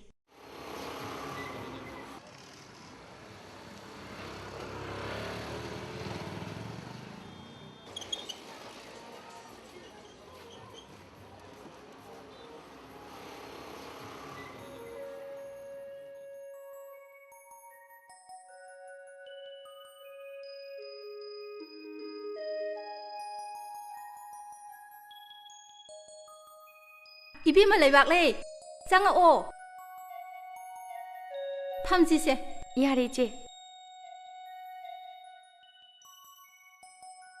इचेमा हौजिक था क्या हैरगे मसियता मंगा हैरए हौजिकती पोलकदौरिबा अंगांसिगिसु खल्लगा ꯅꯨꯡꯉꯥꯏꯕ ꯑꯁꯥ ꯑꯃꯗ ꯑꯩꯈꯣꯏ ꯍꯤꯡꯂꯁꯤꯀꯣ ꯍꯧꯖꯤꯛꯇꯤ ꯑꯩꯁꯨ ꯏꯆꯥꯁꯤꯒꯤꯗꯃꯛꯇ ꯈꯜꯂꯒ ꯍꯤꯡꯂꯕꯅꯤ ꯏꯆꯦꯃ ꯄꯣꯖꯤꯇꯤꯚ ꯑꯣꯏꯔꯕꯤ ꯃꯃꯥ ꯑꯃꯅ ꯃꯇꯧ ꯀꯔꯝꯅ ꯃꯁꯥ ꯃꯎ ꯐꯕ ꯄꯣꯖꯤꯇꯤꯚ ꯑꯣꯏꯗꯕ ꯑꯉꯥꯡ ꯄꯣꯛꯀꯗꯒꯦ ꯍꯥꯏꯕꯗꯨꯒꯤ ꯃꯔꯝꯗ ꯑꯩꯈꯣꯏ ꯈꯪꯃꯤꯟꯅꯁꯤꯀꯣ ꯍꯣꯏ ꯑꯩ ꯌꯥꯝ ꯈꯪꯅꯤꯡꯉꯦ ꯃꯇꯝ ꯆꯥꯅ ꯆꯥꯕ ꯄꯣꯊꯥꯕ ꯋꯥꯈꯜ ꯅꯨꯡꯉꯥꯏꯅ ꯂꯩꯕ ꯍꯥꯏꯕꯁꯦ ꯌꯥꯝꯅ ꯗꯔꯀꯥꯔ ꯑꯣꯏ ꯄꯣꯖꯤꯇꯤꯚ ꯑꯣꯏꯔꯕꯤ ꯃꯤꯔꯣꯜꯂꯕꯤ ꯅꯨꯄꯤ ꯑꯃꯅ ꯃꯁꯤ ꯑꯣꯏꯒꯗꯕ ꯆꯤꯟꯖꯥꯛꯇ ꯈꯜꯂꯒ ꯅꯣꯡꯃꯗ ꯃꯆꯤꯠ ꯃꯆꯤꯠ 5ꯔꯛꯀꯨꯝꯕ ꯆꯥꯕꯤꯒꯗꯕꯅꯤ ꯑꯗꯨꯒ ꯋꯥꯈꯜ ꯅꯨꯡꯉꯥꯏꯇ꯭ꯔꯤꯉꯩꯗ ꯁꯥꯎꯔꯤꯉꯩꯗ ꯆꯥꯕ ꯊꯛꯄ ꯇꯧꯕꯤꯔꯣꯏꯗꯕꯅꯤ ꯆꯥꯔꯤꯉꯩꯗ ꯇꯤꯚꯤꯁꯨ ꯌꯦꯡꯕꯤꯔꯣꯏꯗꯕꯅꯤ ꯅꯨꯡꯁꯤꯠ ꯅꯨꯡꯁꯥ ꯃꯔꯥꯡ ꯀꯥꯏꯅ ꯐꯪꯕ ꯃꯐꯝ ꯑꯃꯗ ꯄꯣꯊꯥꯕꯤꯒꯗꯕꯅꯤ ꯏꯃꯨꯡ ꯃꯅꯨꯡ ꯃꯔꯨꯞ ꯃꯄꯥꯡꯁꯤꯡꯒ ꯅꯨꯡꯁꯤ ꯆꯥꯟꯅꯅ ꯆꯥꯃꯤꯟ ꯊꯛꯃꯤꯟꯅꯕ ꯐꯪꯂꯕꯗꯤ ꯈ꯭ꯋꯥꯏꯗꯒꯤ ꯍꯦꯟꯅ ꯐꯩ ꯍꯣꯏ ꯏꯆꯦꯃ ꯑꯉꯥꯡ ꯎꯅꯕꯗꯤ ꯃꯅꯤꯄꯨꯔ ꯁ꯭ꯇꯦꯠ ꯑꯦꯗꯁ ꯀꯟꯇ꯭ꯔꯣꯜ ꯁꯣꯁꯥꯏꯇꯤꯒꯤ ꯃꯈꯥꯗ ꯍꯥꯡꯂꯤꯕ ꯗꯤꯁꯇ꯭ꯔꯤꯛꯁꯤꯡꯗ ꯍꯥꯡꯂꯤꯕ PPCTC ꯁꯦꯟꯇꯔ ꯅꯠꯇ꯭ꯔꯒ ꯖꯦꯟ ꯍꯣꯁꯄꯤꯇꯥꯜ ꯅꯠꯇ꯭ꯔꯒ ꯔꯤꯝꯁꯇ ꯎꯅꯁꯤꯀꯣ ꯑꯧ ꯃꯐꯝꯗꯨꯗꯗꯤ ꯍꯤꯔꯝꯁꯤꯗ ꯇ꯭ꯔꯦꯟ ꯇꯧꯔꯕ ꯗꯣꯛꯇꯔꯁꯤꯡ ꯅꯔꯁꯁꯤꯡ ꯉꯥꯛꯇꯅꯤ ꯑꯗꯨꯒꯤꯁꯨ ꯃꯊꯛꯇ ꯑꯉꯥꯡꯗꯨꯗ HIV ꯃꯍꯤꯛ ꯆꯪꯗꯅꯕ ꯑꯉꯥꯡ ꯎꯅꯒꯗꯕ ꯄꯨꯡ 2 ꯋꯥꯠꯂꯤꯉꯩꯗ ꯅꯦꯕꯤꯔꯦꯄꯤꯟ ꯄꯤꯖꯒꯅꯤ ꯑꯗꯨꯒ ꯄꯣꯛꯂꯕ ꯃꯇꯨꯡꯗ ꯑꯉꯥꯡꯗꯨꯗ ꯅꯦꯕꯤꯔꯦꯄꯤꯟ ꯄꯨꯡ 6 ꯀꯥꯟꯅꯔꯒ ꯗꯣꯁ 2 ꯄꯤꯊꯛꯀꯅꯤ ꯑꯁꯨꯝꯅ ꯑꯉꯥꯡ ꯎꯅꯔꯕꯗꯤ ꯃꯃꯥꯗꯨꯅ ꯄꯣꯖꯤꯇꯤꯚ ꯑꯣꯏꯖꯔꯕꯁꯨ ꯄꯣꯛꯂꯛꯂꯤꯕ ꯑꯉꯥꯡꯗꯣ ꯄꯣꯖꯤꯇꯤꯚ ꯑꯣꯏꯔꯔꯣꯏ 이비ꯃꯅ ꯇꯥꯛꯄꯤꯔꯤꯕ ꯋꯥꯐꯝꯁꯤꯡꯁꯦ ꯑꯩ ꯁꯣꯏꯗꯅ ꯏꯟꯖꯒꯅꯤ ꯑꯗꯨꯒ ꯃꯃꯥꯒꯤ ꯁꯪꯒꯣꯝ ꯄꯤꯊꯛꯄ ꯃꯇꯝꯗ ꯂꯣꯏꯅꯃꯛ ꯅꯠꯇ꯭ꯔꯒꯁꯨ ꯃꯃꯥꯗꯒꯤ ꯃꯍꯤꯛ ꯆꯪꯉꯛꯄ ꯌꯥꯕꯒꯤ ꯑꯀꯤꯕ ꯂꯩꯕꯅ ꯄꯤꯊꯛꯄꯤꯔꯣꯏꯗꯕꯅꯤ ꯃꯁꯤꯒꯤꯗꯃꯛꯇ NGOꯁꯤꯡꯒꯤ ꯈꯨꯠꯊꯥꯡꯗ ꯑꯉꯥꯡꯁꯤꯡꯒꯤꯗꯃꯛ ꯁꯪꯒꯣꯝ ꯂꯦꯝꯅ ꯐꯪꯍꯜꯂꯤ ꯑꯗꯨꯗꯤ ꯏꯆꯦꯃ ꯑꯩ ꯉꯁꯤꯒꯤꯗꯤ ꯌꯧꯖꯔꯒꯦ ꯈꯔ ꯂꯩꯔꯒ ꯑꯃꯨꯛ ꯂꯥꯛꯀꯦ ꯐꯅꯤ 이비마 이제마 와칼 누가이나 레비우고 아이코이나 HIV mahikse atoppada sandokraba matamda mahikse muthatpa ngamakadoribani ai yogjarage jema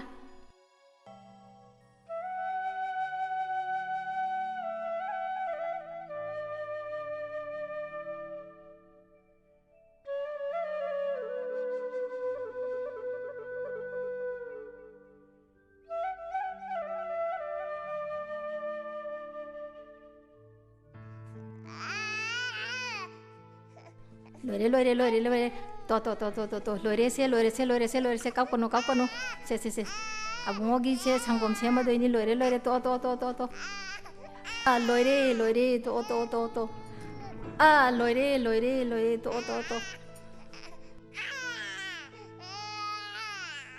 띵띵 싸우로 이사디 싸우래 또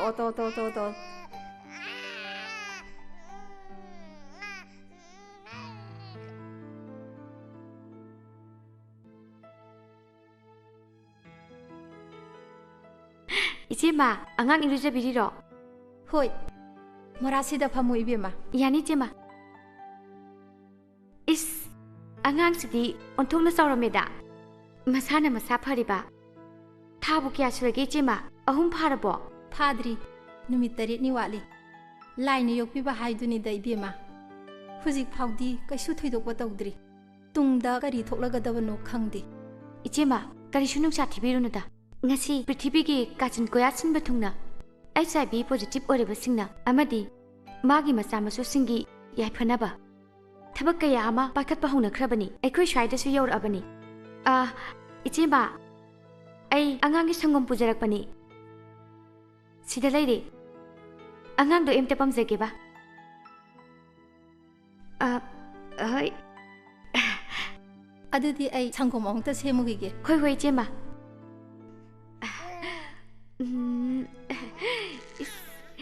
masayam phaiko nu iro nangbo abungo nangdi masa phaba angang oigadabani saphabo abungo mama pamage sangom tha aje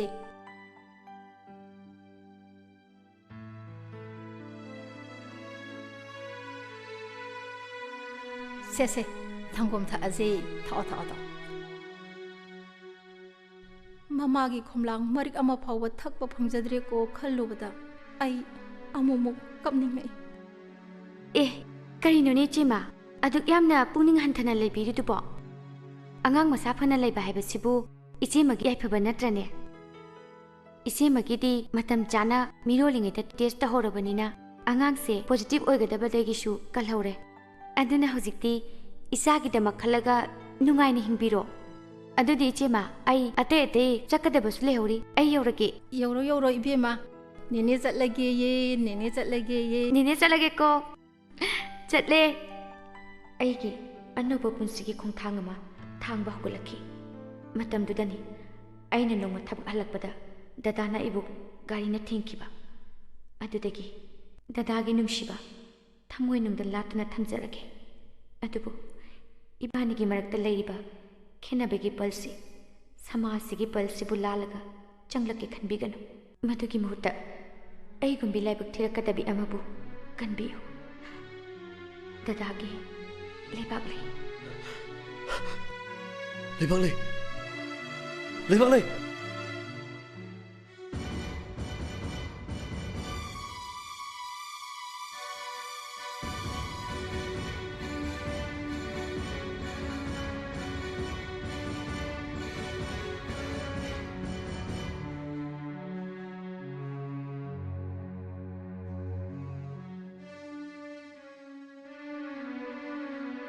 मागा थेंगरगा अइना मंगोंदा हाइदुसि करी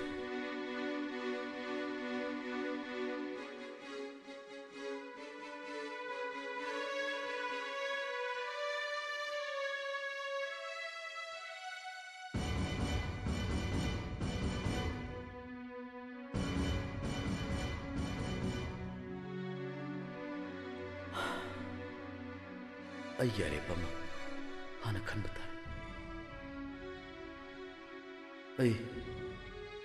आई यारे पो वाखल अमा हाना खनबना चुंगमने महाक पॉजिटिव ओइरमले हाइदुना अईगी पुंसिगी ओइगे हाइदुना खल्लबा मतमसिदा महाक ओइना इनथोखिदरने अइना माबु नुंसिरुबनिना अईगी फिरेपसि होंगलरो हाइना खल्लसे अदुगा समाजसिना आइबु करी खनबा सागै नाते खैरो लेखाय इमा इपा इचिल इनाउसिंसिना आइबु करी हाइना हाइनखिने अस आई खनफम खंद्रे अयिंबी नंग याम थुना लाक्तबा यादे पाव याम नुंगाइबा अम तंबीगे लाउको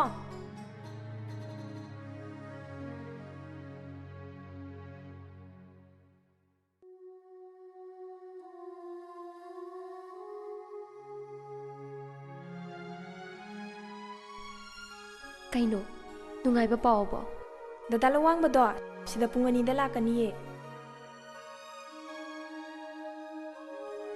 ngasisu ikai bananglabadi kamtauba ai bungai kisrane mabu lakpu lakatra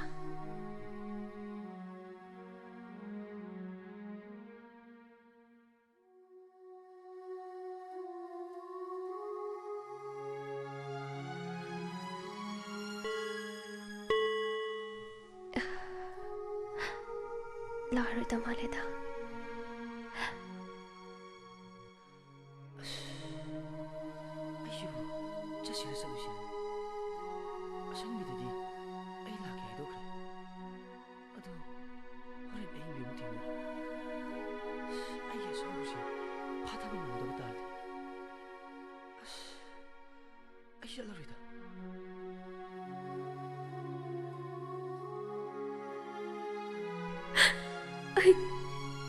ai chalage sangbe ngai khu dada lawang bado soidana lakaniye nang thasadara aina lakani harisidi phamo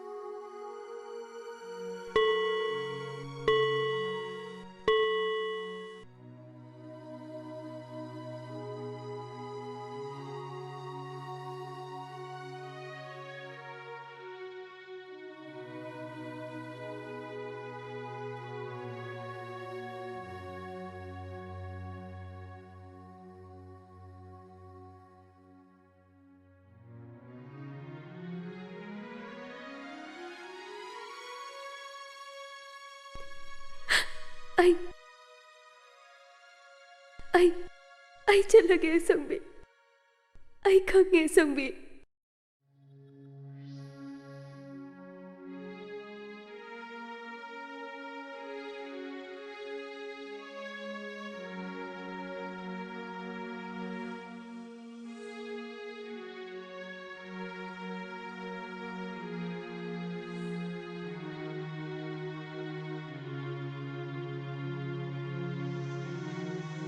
line है ममिंग गसु अइंग बि कौजा सारिये खोखत लखत असिगा थुई तुक सई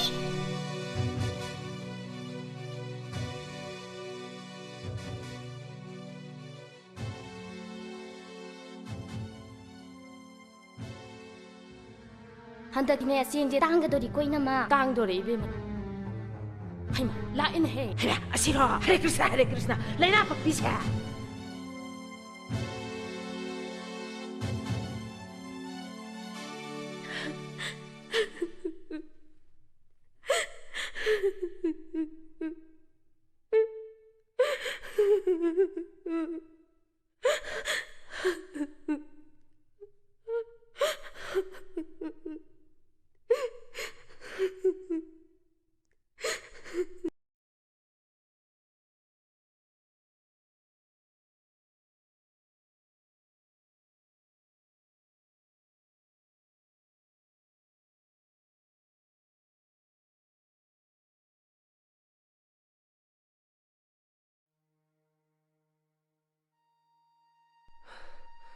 anh đủ rồi chứ đủ rồi đó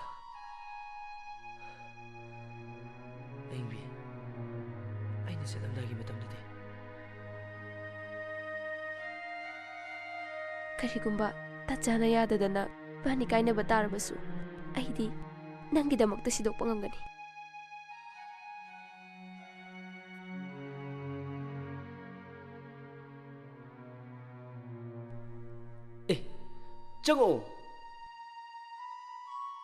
चंगो भाई फमो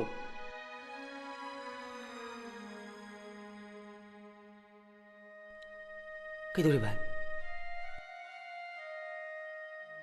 भाई पुंसी से तराई रमद्रे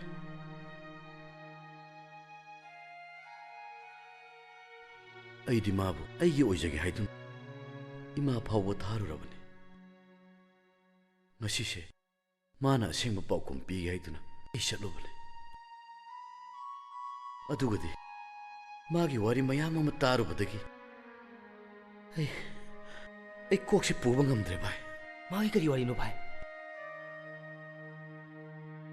aina nungsi jabi mahak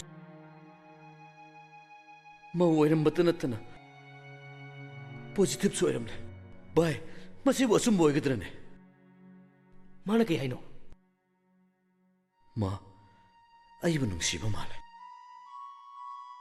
अदुबु माना मरम ओइदुना अइगे पुंसिबु मांगनिंगदि हा अइ करि हाइदुइनो बाय लेबाक लेदो पुक्सी लम चाउबिनी माना सु नंगबु कनबु पामी अदुना नंग पुंसिगी ओइगदबि अमा येंगुना फै बाय अइदि माना फना अमा सोइसनो अइदि मागिदमक्ता लेप्लसिराना खाले कइनो नंग ngangidubo नंग ngawbo भाई अइ यम वारे अइगी थमोइसे सोर होरबदा अइ अनाबा फावर अइ ngakta पोथागे भाई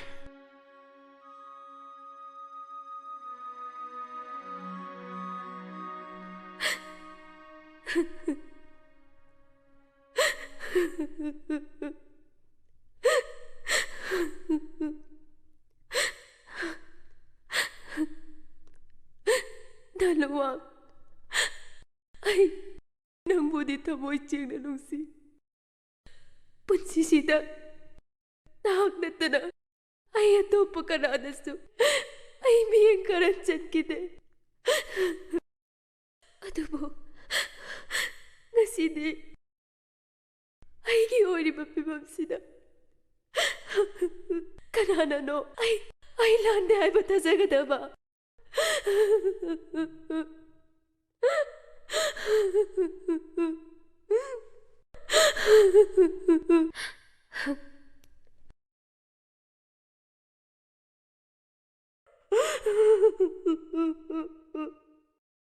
ꯑꯩꯁꯨ ꯉꯁꯤꯁꯦ ꯑꯌꯤꯡꯕꯤꯒꯤ ꯃꯃꯥꯟꯅꯕꯤ ꯑꯁꯪꯕꯤꯅ ꯑꯌꯤꯡꯕꯤꯒ ꯑꯃꯨꯛꯇꯪ ꯎꯅꯅꯕ ꯍꯥꯏꯔꯛꯄꯅꯦ ꯑꯗꯨꯕꯨ ꯑꯩ ꯆꯠꯇ꯭ꯔꯦ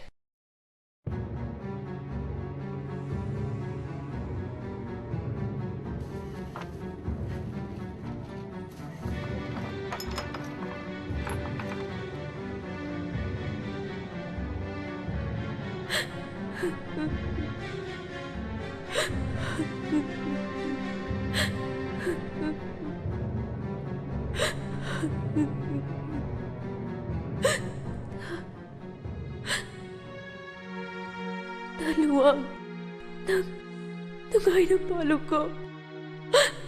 Nasana upa na, nandiyan kay siyang na pansisang na lelo ko.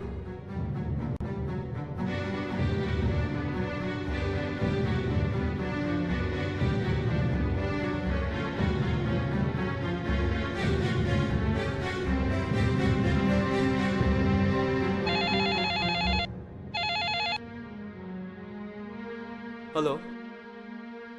Hello? Hoy mane. Kidhar ba? Ha? Ay bhi kidhar ge? Hello? Hello? Hello? Bhai, ay bhi do. Ha.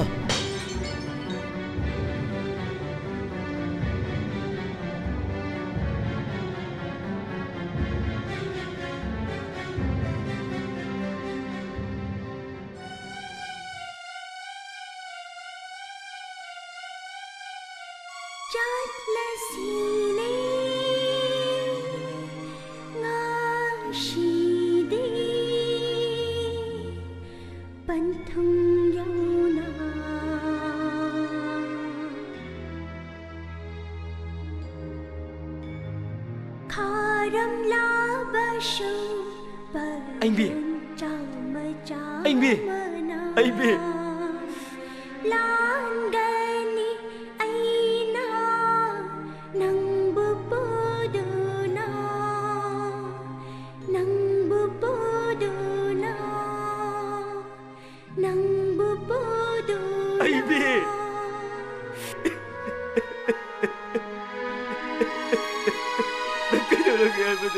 Isang nung mahal kiba.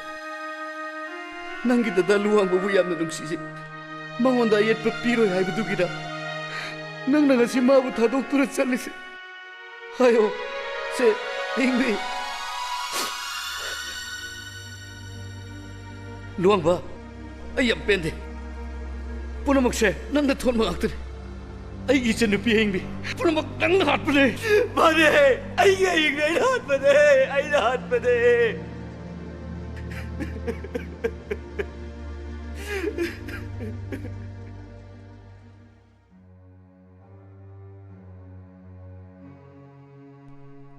Asauba, chak loire.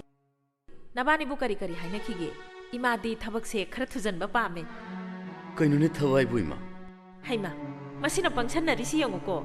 Mayum da satana imau woijage na mama da haijaruba aigi nungsibi imau leipak lei. Ima. Ima na lebak leibu. Imau nupi oige haiba. Ima gi phirep tu hungbini ko ima. Haima. Isana thawai na tajaba leibak leido. Ima gi su thawai na tajabi mau woi dauri ne. Hayo, kari hainari ge na bani bu. Ima, ma kaino. Haima. Kai daurage aigi isanu pa sibu. Ngasi sibu lai ga wok na rabra tauri sibu. Kaino ik kai daurage nang bo. Ima. Mahak oining mamisa mo isnu. Maboy magi mamo oina loksin baibse. Aigi lengdaba phirepne. Haima. Ngaure dana aigi isa sidia. Aigi mawoi dana kanagi mamawoi henge hairino nangna phirep kaina muk tokhole isibo. Ima sune leibak leibu mawoi ge na phirep chak chana laure. Hongaroi ye ibungo. Ima phirep to hongbino. Ai mana tana kana gombe amata yekraro. Magi damakta punsi si katholake. Kaino nupi lawba bu punsi kathokpa kaubrane. Kaino masabu nang ngasi sibu kaino ma itaw tawi. Nate nang bo heloi ka du wok na rabrai mi. Hello soisno. Leina pakpi soisno. Positive soisno. Ha, Kari haibano, hayo! Ima, leibak leido. Leibak lei kay daurage. Ha, ma kay daurage. इमाबु अमुक्ता भाव ताहलो मा HIV positive है करी HIV positive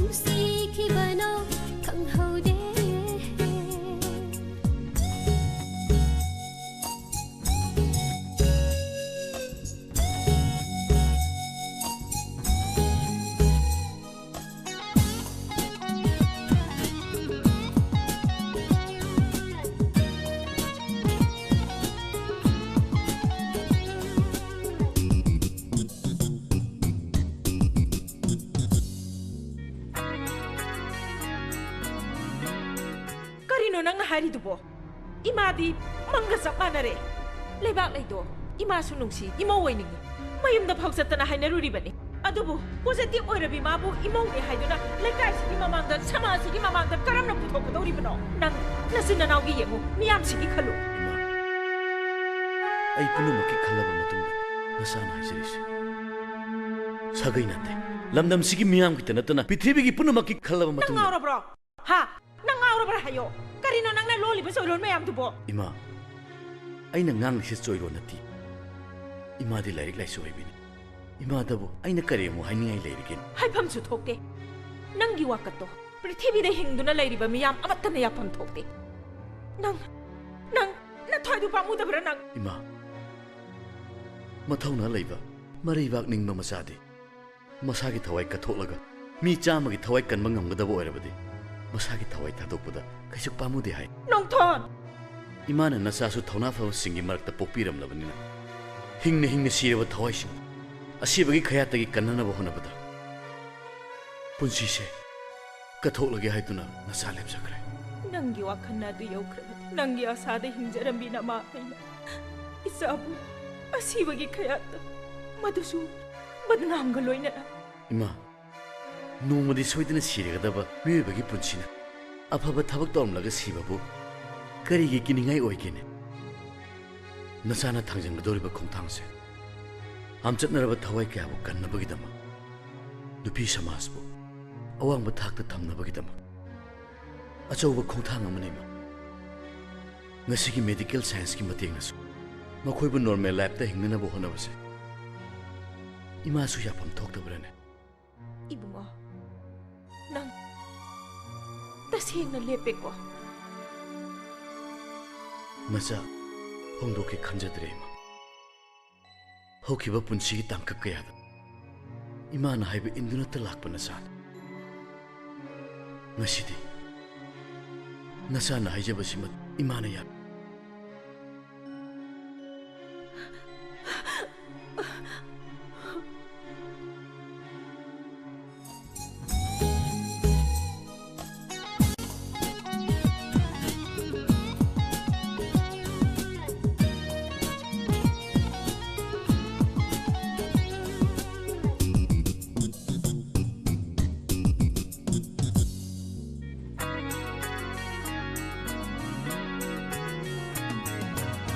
नंबु नुंशिबगी वाखना हाबख्रबारी आइगी थौना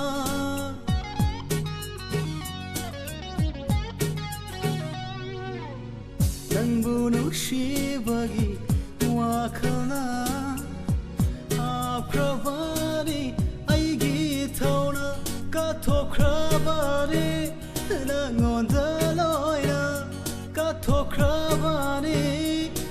ngonda loina amata khangaro ifanda लेबाक ले नंग दे हंतक मपोक नत्ते ममांगी मपोक तसु नंग गई गले पुन सेमलंगन मपोक खुदिंग थुंगसे हैना वासक नरमन मदुनने हंदकी मपोक तसु इबानी की मरकत पल कया खारम लबसु नाकी नराकत आई अरोइब फिर लौदुन लालिबसे नाकी नोंदो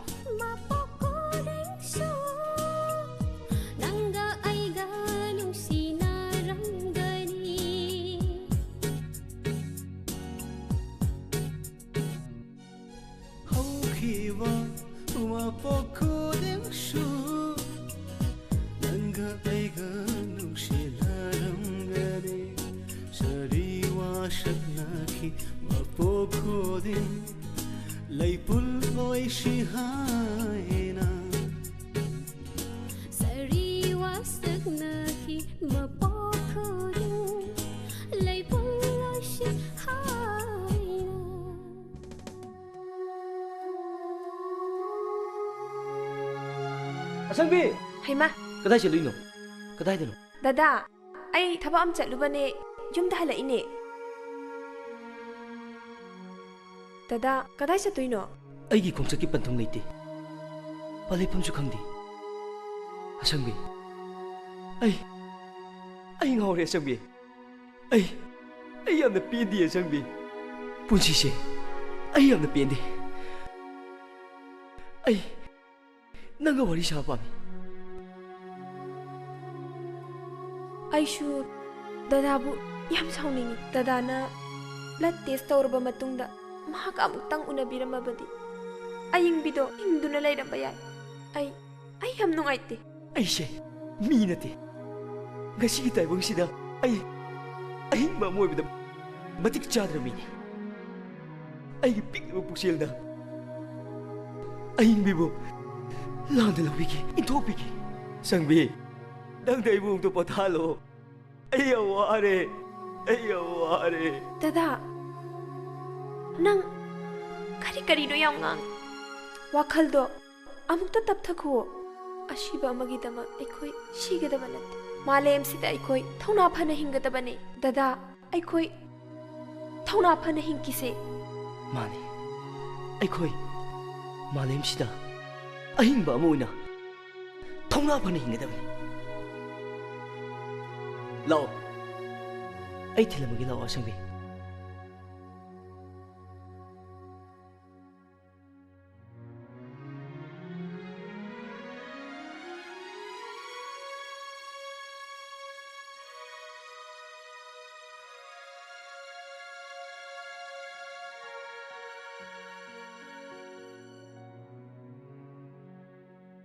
याम थाजदी कदाई चटपिरुबनो अखोइदा सुम आई ngasi nangonda wa khara singdoke haidana sida laini चा लोल खिगे जा थक्से यारे लोलरनु यारोय कैसु अइना दादा होइदा लाकबददी आई चाक चारे अदुनने अदु ओइरगा चाक तो ओगा थकपा याबा ए कैनो मसेमुगे ngaikhो malengmanbi phamko एखोइनि वारी सासे नंगु इमाना ममा ओइगी खनबसे कुइरा माल आई वफम से नंगोंद सेंगनेक्ता हारगे अइना इम्फाल थोलप नुमितु फावबा आई कनागुमि नुपी अमतगा मरी लेनदे नुमितुदा अइगी गारीना नुपी अम थेंबदगी मागैगा खंगनकी माबु अइगी पुंसीगी ओइगी खंदुना अइगी अनिंगबा पुंबा मंगोंदा फोंदोकी अदुबु महाक्ति हाइसाइबी पॉजिटिव ओइबी नुपी अम ओइरमले पॉजिटिव ओइरबी महाकपु अइगी पुंसीगी ओइरगे हाइदुना लेखरे दादाना पुक्चिल चाउबगी तम थागचरी महाकपु दादाना लौबीबा हाइबसे नुपीबु नुंसीबाबु इकाई खमनाबु उत्पने मागी पुंसीगी वारी तारुबदा अइगी थमोय काइकी तौफम खंगदुना अइ कंगाउनना लेरिङैदुदा अइगी नुंसीरबा मरुप अमगी लुहोंगदौबा कुइद्रबी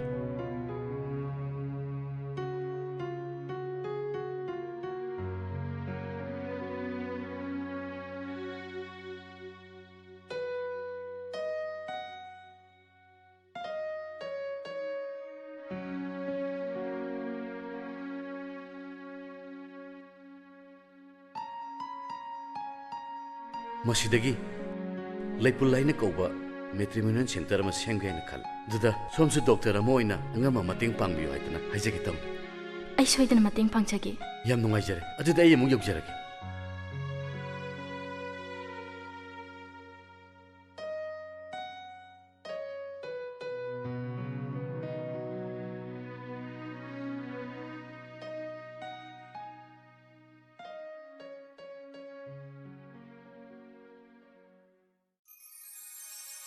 Dalu wang ba? Yam thazadi. Asangbi, ai inu yum de setlure. Aduda ini yoida leikhi duda. Ai sida laine. Kari leikhi da da. Asangbi, ai kari haiga dam no khangdi. Ai gi pungning, ai gi wakal marang marangi. Adubu ai nangoda kari guma kharadi haningi. Aduna ai nangbu thirei nongthonga ekhoi ni pundura leipun kouba NGO ma semnanogi thorang pumnamak loi. Masida maduda kaidauraba. Ai khangi dada. Dadana sagatliba phasaraba leipul leikol duda leika phanna leisat tamjagadabi ayingbido. Aina maram oiduna leikhoktagi kilanki. Adumna haigano sangbi haukiba thokiba pumnamak Ishwar magi khudolni. Ngasidi aigi wakal aigi pungning pumnamak nangi nafamde telebani. Karibo amta tako semgadoriba NGO sida HIV na solaba nupa nupi singna yuman minabada mating pangnaba achubu thorang ama lakutkani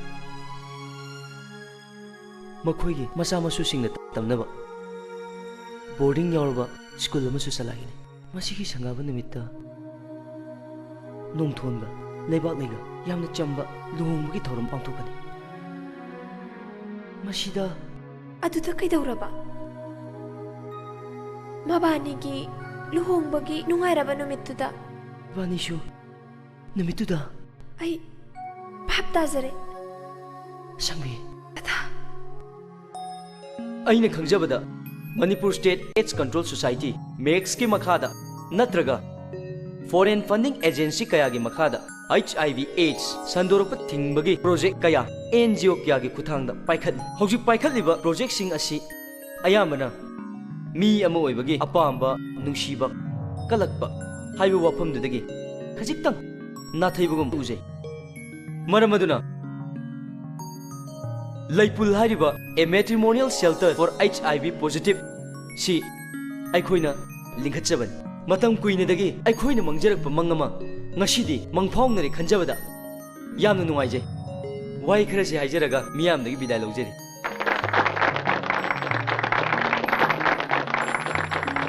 Laipul gi asengba wahan thokti HIV paklaba masen yuman minaduna punsi laipun semani aduga makhoi gi AIDS positive oidaba masa masu phanganduna punsi nungsangna nungaina yaifana hingnana ba hona hanban masigidamak laipun semjaban miyamnasu laipun gi pandam mapung phana na ba hona bada achauba thodang lawminase miyamsu laipun bu sogot piu masi haraga ilusin jare Manipurda ngasi aikhoina thengnariba khudongthibasing asigi manungda khwaidagi hena khudong thingai oba mafamdi HIV AIDS ke problem asini ngasidi HIV AIDS na miyoi kaya gi punsi ama manghankhre miyoi kaya amana samaj ki minok misai khangduna hingli adubu ngasidi asigumba afaba makhal gi wakhal pothorakliba laipul gi organizer bu thakatsari loinana thabak asibu mai pakna matam koine hingsanu haina aini sorgi mafamda thaunijari ngasi laipun na siliba thoram asigi khudong chaba si laujaraga aina miyam da haijaningbadi HIV positive oiraba nupa nupi punamaksing asisu mini makhoi gi thamoi dasu apamba nungsiba kalakpa namak phawi makhoi bu matang matam sana yengsinbiba chenabiba sangi matam matam gi oiba counseling kaya support kaya makhoi da bibiba mathau tai masigi damakta सरकार की मरी लेनबा विभाग Singh अमदी HIV/AIDS की field ꯊꯕꯛ ꯇꯧꯔꯤꯕ NGO ꯀꯌꯥꯗꯒꯤ ꯃꯇꯦꯡ ꯐꯪꯅꯅꯕ ꯑꯩꯈꯣꯏꯅ ꯄꯨꯟꯅ ꯍꯣꯠꯅꯃꯤꯟꯅꯁꯤ ꯉꯁꯤꯒꯤ ꯅꯨꯡꯉꯥꯏꯔꯕ ꯂꯩꯄꯨꯜ ꯂꯤꯡꯈꯠꯄꯒꯤ ꯅꯨꯃꯤꯠ ꯑꯁꯤꯗ ꯃꯁꯤꯕꯨ ꯂꯤꯡꯈꯠꯅꯕ ꯍꯣꯠꯅꯕꯗ ꯑꯆꯧꯕ ꯊꯧꯗꯥꯡ ꯂꯧꯕꯤꯈꯤꯕ ꯃꯤꯁꯇꯔ ꯅꯣꯡꯊꯣꯟ ꯑꯃꯗꯤ ꯃꯇꯝ ꯁꯥꯡꯅ ꯑꯋꯥ ꯑꯅꯥ ꯀꯌꯥ ꯅꯪꯈ꯭ꯔꯕꯁꯨ ꯃꯤꯑꯣꯏꯕꯒꯤ ꯁꯦꯕꯥꯗ ꯀꯠꯊꯣꯛꯇꯨꯅ ꯂꯥꯛꯂꯕꯤ ꯂꯩꯕꯥꯛꯂꯩ ꯂꯣꯏꯅꯅ ꯂꯩꯄꯨꯜ ꯑꯁꯤꯕꯨ ꯂꯤꯡꯈꯠꯄꯗ ꯑꯆꯧꯕ ꯊꯧꯗꯥꯡ ꯂꯧꯕꯤꯔꯤꯕ ꯃꯤꯁꯇꯔ ꯂꯨꯋꯥꯡꯕ ꯑꯃꯗꯤ ꯑꯁꯪꯕꯤꯒ ꯌꯥꯝꯅ ꯆꯝꯅ ꯃꯤꯌꯥꯝꯒꯤ ꯃꯃꯥꯡꯗ ꯄꯨꯟꯁꯤ ꯂꯩꯄꯨꯟ ꯁꯦꯝꯂꯤ ꯍꯥꯏꯅ ꯂꯥꯎꯊꯣꯛꯆꯔꯤ ꯃꯈꯣꯏꯒꯤ ꯇꯨꯡꯒꯤ ꯄꯨꯟꯁꯤꯗ ꯅꯨꯡꯉꯥꯏ ꯌꯥꯏꯐꯕ ꯑꯃꯗꯤ ꯃꯇꯝ ꯁꯥꯡꯅ ꯃꯤꯌꯥꯝꯒꯤ ꯁꯦꯕꯥ ꯃꯄꯨꯡ ꯐꯥꯅ ꯇꯧꯕ ꯉꯝꯕ ꯄꯤꯅꯕꯤꯁꯅꯨ ꯍꯥꯏꯅ ꯏꯁꯣꯔꯒꯤ ꯃꯐꯝꯗ ꯊꯧꯅꯤꯖꯔꯤ ꯑꯁꯨꯝꯅ ꯂꯩꯄꯨꯜ ꯁꯦꯝꯗꯨꯅ ꯅꯨꯃꯤꯠꯇꯨꯗ ꯑꯩꯈꯣꯏ ꯄꯨꯟꯅ ꯂꯨꯍꯣꯡꯈꯤ ꯌꯥꯝ ꯅꯨꯡꯉꯥꯏꯖꯔꯦ ꯇꯥꯃꯣ ꯂꯩꯄꯨꯜ ꯂꯤꯡꯈꯠꯈꯤꯕꯒꯤ ꯋꯥꯔꯤ ꯇꯥꯖꯕꯗ ꯑꯩꯈꯣꯏꯅ ꯔꯦꯀꯣꯔꯗ ꯇꯧꯖꯔꯤꯁꯤꯒꯤ ꯃꯊꯛꯇ ꯑꯍꯦꯟꯕ ꯔꯤꯄꯣꯔꯠꯁꯨ ꯑꯩꯈꯣꯏ ꯊꯝꯖꯔꯨꯒꯦ ꯀꯔꯤꯒꯨꯝꯕꯗ ꯆꯦꯔꯤꯇꯦꯕꯜ ꯒ꯭ꯔꯨꯞꯁ ꯑꯣꯐ ꯀꯝꯄꯅꯤꯅ ꯁꯦꯜꯒꯤ ꯇꯦꯡꯕꯥꯡ ꯄꯤꯒꯦ ꯍꯥꯏꯔꯛꯂꯕꯗꯤ ꯍꯔꯥꯎ ꯍꯔꯥꯎ ꯌꯥꯕꯤꯒꯗ꯭ꯔꯥ ꯑꯩꯉꯣꯟꯗ ꯃꯇꯤꯛ ꯆꯥꯕ ꯁꯦꯟꯐꯝ ꯊꯥꯗꯕꯤꯔꯒꯗꯤ ꯃꯅꯤꯄꯨꯔꯗ ꯆꯍꯤ ꯑꯀꯛꯅꯕꯒꯤ ꯃꯅꯨꯡꯗ HIV ꯀꯟꯇ꯭ꯔꯣꯜ ꯇꯧꯕ ꯉꯝꯒꯅꯤ ꯍꯥꯏꯕꯁꯦ ꯑꯩꯒꯤ ꯊꯥꯖꯖꯩ